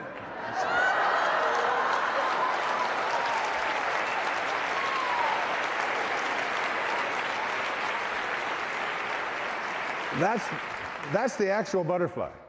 Truly it is. Now we had to take a different picture because those, you know, $13 cameras aren't the kind you can use on photographs, on books, and so on. But I insisted that they put Jack on my finger on this, so they transposed it through, I don't know, through computers or whatever. So that's the actual butterfly. And if it flies out of there right now, I'm going to fall down, all right? I promise you. So I get back, I had the picture, she went, took the camera in, got the pictures developed. It's now around 2 o'clock in the afternoon. So it's been, or 3 o'clock in the afternoon. It's been 2 hours, right? But now I don't know what I'm going to do with this butterfly. What do you feed a butterfly? You know, what, do I get a leash? You know, do I get a cage? Am I going to keep him? Do I, you know, get rid of him? Whatever, you know, I didn't know what I was going to do with it. But I set it down on the manuscript that I had handwritten that morning, where I talked about Jack and the monarch butterfly, and I set it on there, figuring it maybe recognized that this is where it came from or whatever. I had it walking around on there, and I went back, took a shower, it was gone, did a little meditation, did a little work, and so on. Came back, butterfly is still there. 2.5 hours. And I reached down after having taken a shower, and I put my finger down there, and the butterfly looked back up at me just like it did when I went to pick it up down here, as if to say, well, who are you and what are you doing? And I'm going to show you that I'm not sick and this isn't an accident. And it took up and it circled me and it took off straight out towards the ocean, made a circle, and was gone. All right? And that's my butterfly story. And it's...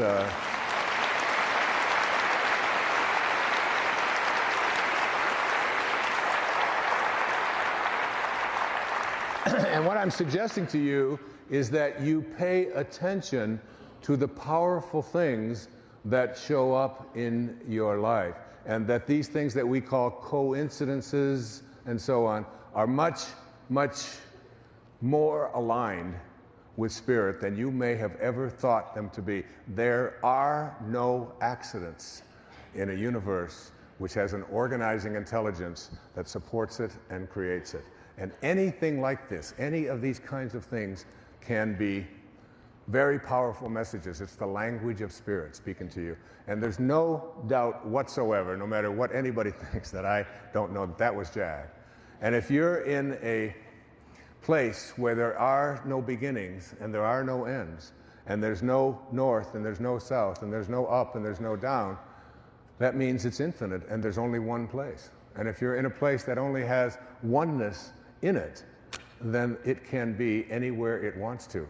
That spirit can enter onto Maui on a butterfly just as easily as it can enter into a butterfly in Brazil or any place else. There's no space, there's no place.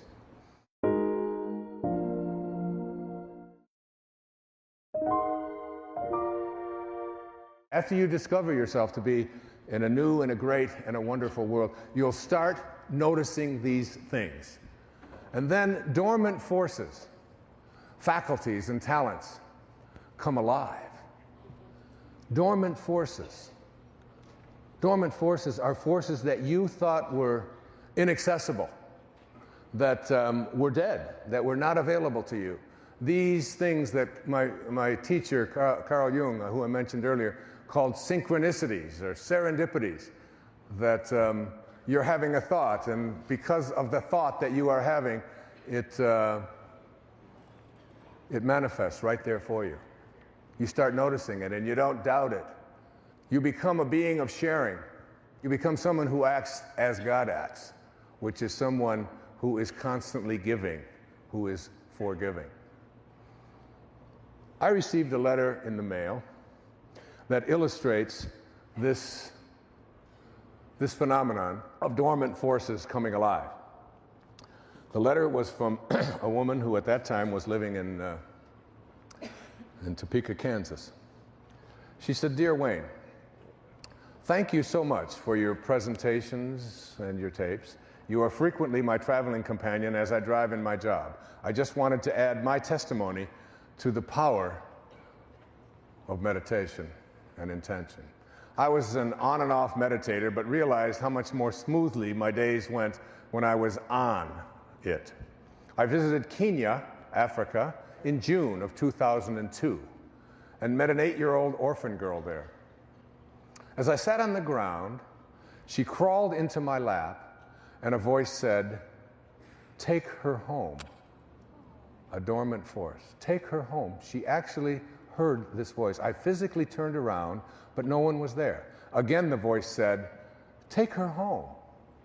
I asked my 18-year-old daughter, who was with me on the trip, what she thought about my adopting this beautiful girl. And with the quickness of a sprinter, she replied, "Go for it." When we returned to the States a week later, I realized that if I didn't follow through with this adoption, I'd always regret it. Regret seemed much larger than the task of adopting. I began doing the meditation each morning, and through a series of miracles, the child was able to come to this country accompanied by a newly made friend. I named her Nellie, and she has been a blessing to me and my other children.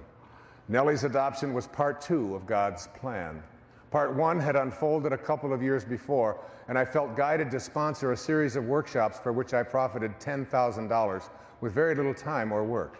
And guess what the final cost of adopting Nellie was? The first time I heard the voice, I chose to disregard it or think it through, making lists of pros and cons. But I couldn't rest until I proceeded with the workshops. That's how I explained to my family that I needed to proceed with adopting Nellie. Obedience had brought abundance into our lives, and now it was time to share that abundance. Nellie has brought the abundance of love and forgiveness into our home. She is truly a treasure. Thank you for sharing your gift of this wonderful meditation. It changed my life and the life of a little girl. What a beautiful letter. I invited Gail to come here and Nellie, and I would like them to stand and be recognized right now. Gail and Nellie.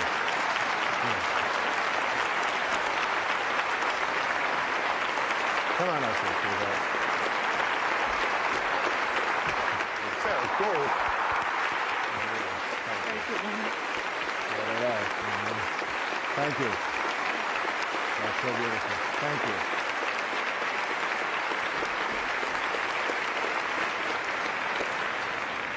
Inspiration. Gail and Nellie, you inspire me. You listened to your dream, and you didn't go with the cons. You went with the pros and made it happen. And we are honored to have both of you here. You're the beautiful people that this world needs more of.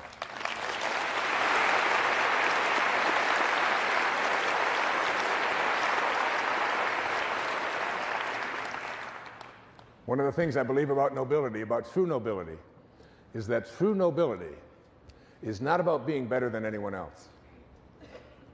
It's about being better than you used to be. And I think your letter illustrates that when you move into spirit, dormant forces come alive, and you're just better than you used to be. And so are you, Ryan, and so are you, Immaculée, and so are all of us who listen and take that step to move into spirit. There's a man on this planet whom I've loved for many, many years. His name is Ram Dass. Many of you have heard of him. He wrote a book back in the late 1960s called Be Here Now. It was the beginning. Ram Dass taught me so much about what kind of speaker to be, what kind of human being to be. His teacher, Neem Karoli Baba in India, after he left Harvard and went to India, he was a Harvard professor, and he left all of that behind, and he met this great teacher who told him, serve God, feed people. And so he donated all of the proceeds of his book, Be Here Now, to various charities. Very seldom took a speaking fee, had it all donated to charities. 1997, my friend Ram Dass, as you see there, was struck down with a stroke. And I have been working hard to help him to rehabilitate himself. And it's been one of my great joys. And you'll know in a moment why I love this man so much. And I've worked so hard to bring his, the attention of the world to where he is now. He ended up with nothing because he gave it all away. And I came into his life in a series of, quote, fortuitous accidents that have allowed me to be of service to him. And a few years back, he has many devotees, many people who just respect him so immensely, and I'm one of them. I think of him as one of the greatest speakers I've ever heard. He always entered a room from the back. He was always open. He had a great sense of humor, was able to poke fun at himself at any time, and just great stories of India and meditation and so on. Someone I love very much. And I want to show you what kind of a person he was, and I'm including this because it's about finding inspiration in anything.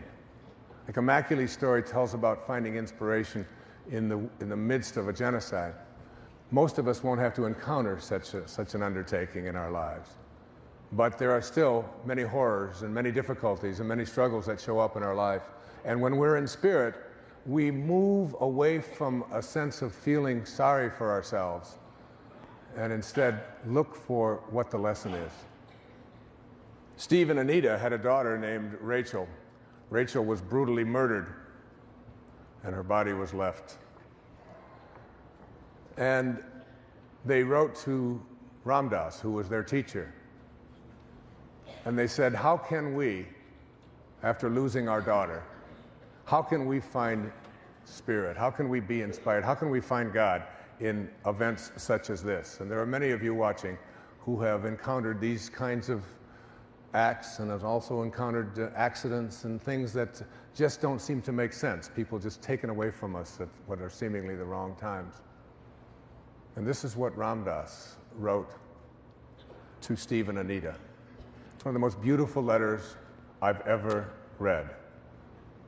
He said, Dear Steve and Anita, Rachel finished her work on earth and left the stage in a manner that leaves those of us left behind with a cry of agony in our hearts as the fragile thread of our faith is dealt with so violently. Is anyone strong enough to stay conscious through such teachings as you are receiving? Probably very few. And even they would only have a whisper of equanimity and peace amidst the screaming trumpets of their rage, grief, horror, and desolation. I can't assuage your pain with any words, nor should I, for your pain is Rachel's legacy to you. Not that she or I would inflict such pain by choice, but there it is, and it must burn its purifying way to completion.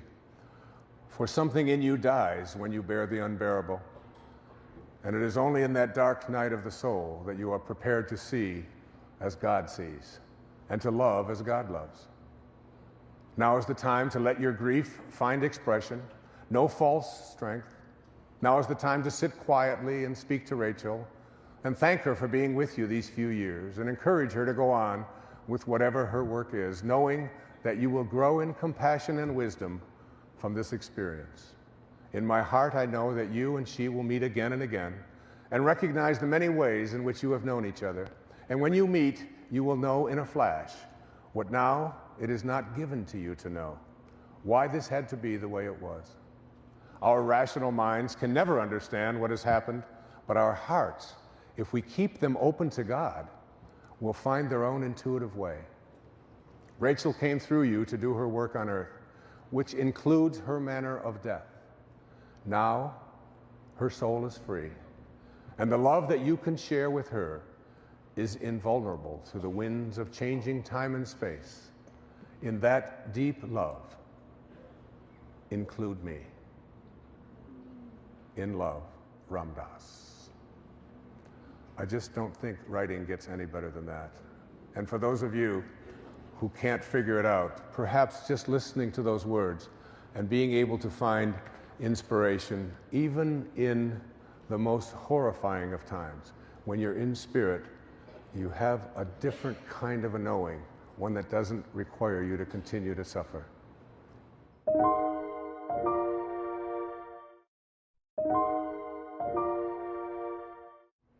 And finally, number 6, the rewards for being in spirit. You discover yourself to be a greater person by far than you ever dreamed that you could be. You practice radical humility. People who have inspired me in my life include Rosa Parks, passed away not too long ago, Nelson Mandela, President Kennedy in the midst of the Cuban Missile Crisis when he went within and found a way by connecting to his private source to avoid a nuclear confrontation. Martin Luther King Jr.'s teachings about the only way to convert an enemy to a friend is through love. There's no other way. But you know, I would be remiss in a program on inspiration if I didn't include the person, perhaps the one person, who has been my greatest source of inspiration. I was born in 1940, the youngest of 3. My father walked out. In fact, when my mother brought me home from the hospital, she told me that my father had moved in with another woman and left my oldest brother, who was 4, and my next oldest brother, Dave, Jim and Dave, who was 2, less than 2, in the care of a 4-year-old. He was someone who paid no support, who wandered, who was frequently with other women, and so on. He was an alcoholic and visited a lot of difficulty. There was no time in those days for welfare and so on. There was a depression. My brother was anemic. My mother was working for a while as a candy girl, earning $17 a week, and she put my brother Dave and myself into a series of foster homes sponsored by the Methodist Church because there just simply was no other way. But her nightmare was very, very real. Her family had been split, but she held a vision of reuniting her family one day. She visited when it was possible, but we were 17 miles away in Mount Clemens, and it might as well have been 17,000 miles because she didn't drive, had no automobile or any way to get out there hardly. Did what she could, but she could get a ride. But in 1949, she married a man that she really wasn't in love with just because she wanted to reunite her boys and got us all back together. Married another alcoholic, abusive man. When he wasn't drinking, he was fine, but he never wasn't drinking. And I can remember my mom waking up every morning in those years, when I was 9 until I was about 17, getting up at 5 o'clock in the morning, taking 3 buses to work at Chrysler, where she was a secretary, working all day, coming home, getting home at 5:45 off the bus at Peerless and Moross Road, and coming in and then making dinner for her 3 hungry boys, and doing this over and over and over again. Everyone in our neighborhood loved our home because my mom was this cool lady that just never was anything but positive and uplifting. None of us would ever have even for a moment, disrespected her. She didn't demand our respect, but she certainly got it. She took incredible pride in herself, never would leave the home without her hair perfectly coiffed and in the right clothes and so on. Weekends for my mom in those days were spent down in the basement, washing clothes and ironing clothes. Her mornings were spent making lunches, working. And then her own mother became very sick, and I watched as my mother took care of her mother. She had 4 other siblings, but it was always her. Everything was on her. She brought her into her home, cooked for her, took care of her until she passed away. And then, wonder of wonders, my stepfather, whom she had finally divorced when I was 15, his alcohol use and tobacco use was finally taking its final toll. And I watched her as she went to the home of this man who had done nothing but abuse her in all the years he was with her. And she cooked for him, and she did his laundry for him, and she took care of him and provided for him. Today, she approaches 90. She still bowls twice a week. She drives herself, takes care of herself, doesn't complain.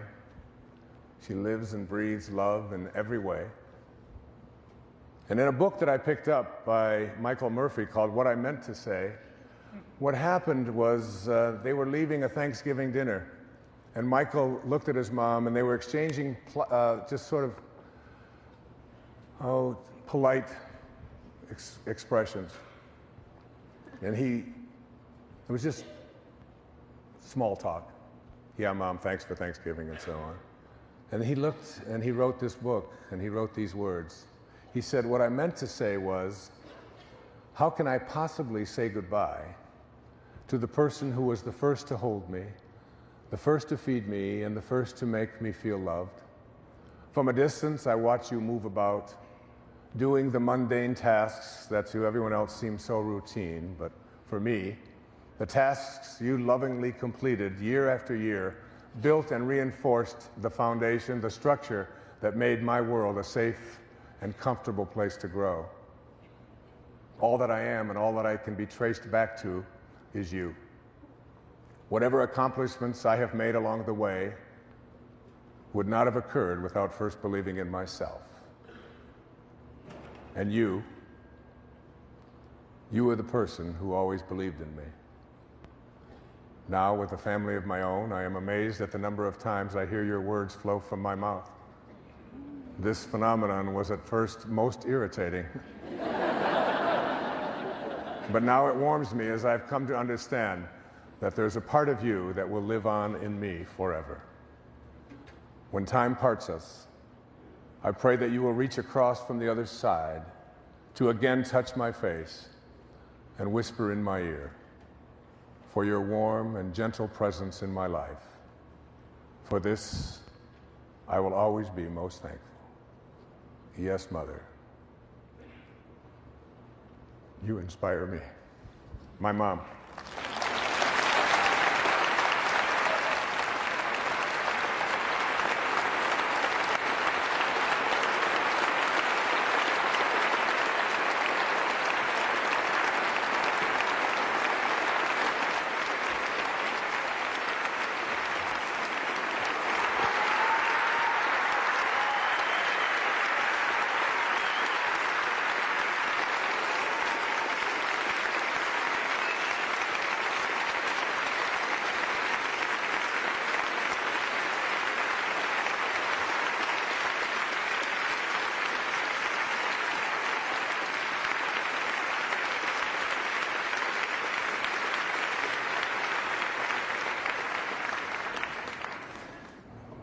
Inspiration can come from anywhere. You can be a source of it, and you can find it in a book, you can find it in a painting, you can find it in a conversation, you can find it in a movie.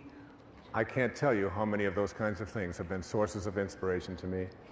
There was a great composer, his name was Don McLean, and he wrote some great music. Bye, bye, Miss American Pie. Drove my Chevy to the levee, but the levee was dry. You know that. And he also wrote another song that he wrote after he read the story of a man who was a great artist. His name was Vincent van Gogh. And on the 30th of March in 1852, Anne Cornelia van Gogh gave birth to a brand new little boy named Vincent Wilhelm van Gogh. And he was stillborn. And she buried him the next day. 1 year to the day later, on March the 30th, 1853, Anne Cornelia van Gogh gave birth to a second little boy named Vincent Wilhelm van Gogh, who became one of the great artists, never sold a painting in his lifetime, but today his paintings sell in the millions and millions of dollars. He was a troubled young man. He believed that he was a replacement child, some say. Some say that he was the same child who came back the second time. But he went through a troubled life. He struggled for his sanity. He struggled for it. And he did some beautiful paintings, some of the most beautiful ever done, of ragged people. And Don McLean read a book about Van Gogh and was so inspired just by the reading of that book that he wrote a song that he called Vincent. On the 27th of July, in 1890, at the age of 37, after having painted some of his most beautiful paintings, one of which was called Starry Night, Vincent van Gogh walked out to his artistic writing place with his brushes in one hand and a revolver in the other. And he placed it to his heart, and he shot himself in the heart. It took him 2 days to die. And when Don McLean read about that, he wrote a song, the lyrics to which have always touched me so deeply. Starry, starry night. One of the essential principles for living an inspired life is to remember that our desires don't arrive on our schedule. They arrive when they're supposed to. I'd like to close out this program on inspiration with all of these inspiring participants, with all of the wonderful help of all of you who have inspired me so much, with a quote from one of my great teachers, Ralph Waldo Emerson. We are very near to greatness. One step, and we can be safe. Can't you take the one leap, just one leap? And from A Course in Miracles, I leave you with these beautiful words. There is a way of living in the world that is not here, although it seems to be. You do not change appearance, though you smile more frequently. Your forehead is serene. Your eyes are quiet. You walk this path as others walk. Nor do you seem to be distinct from them, although you are indeed. Thus can you serve them while you serve yourself. A new way of living, to be in spirit. Thank you for watching. God bless you.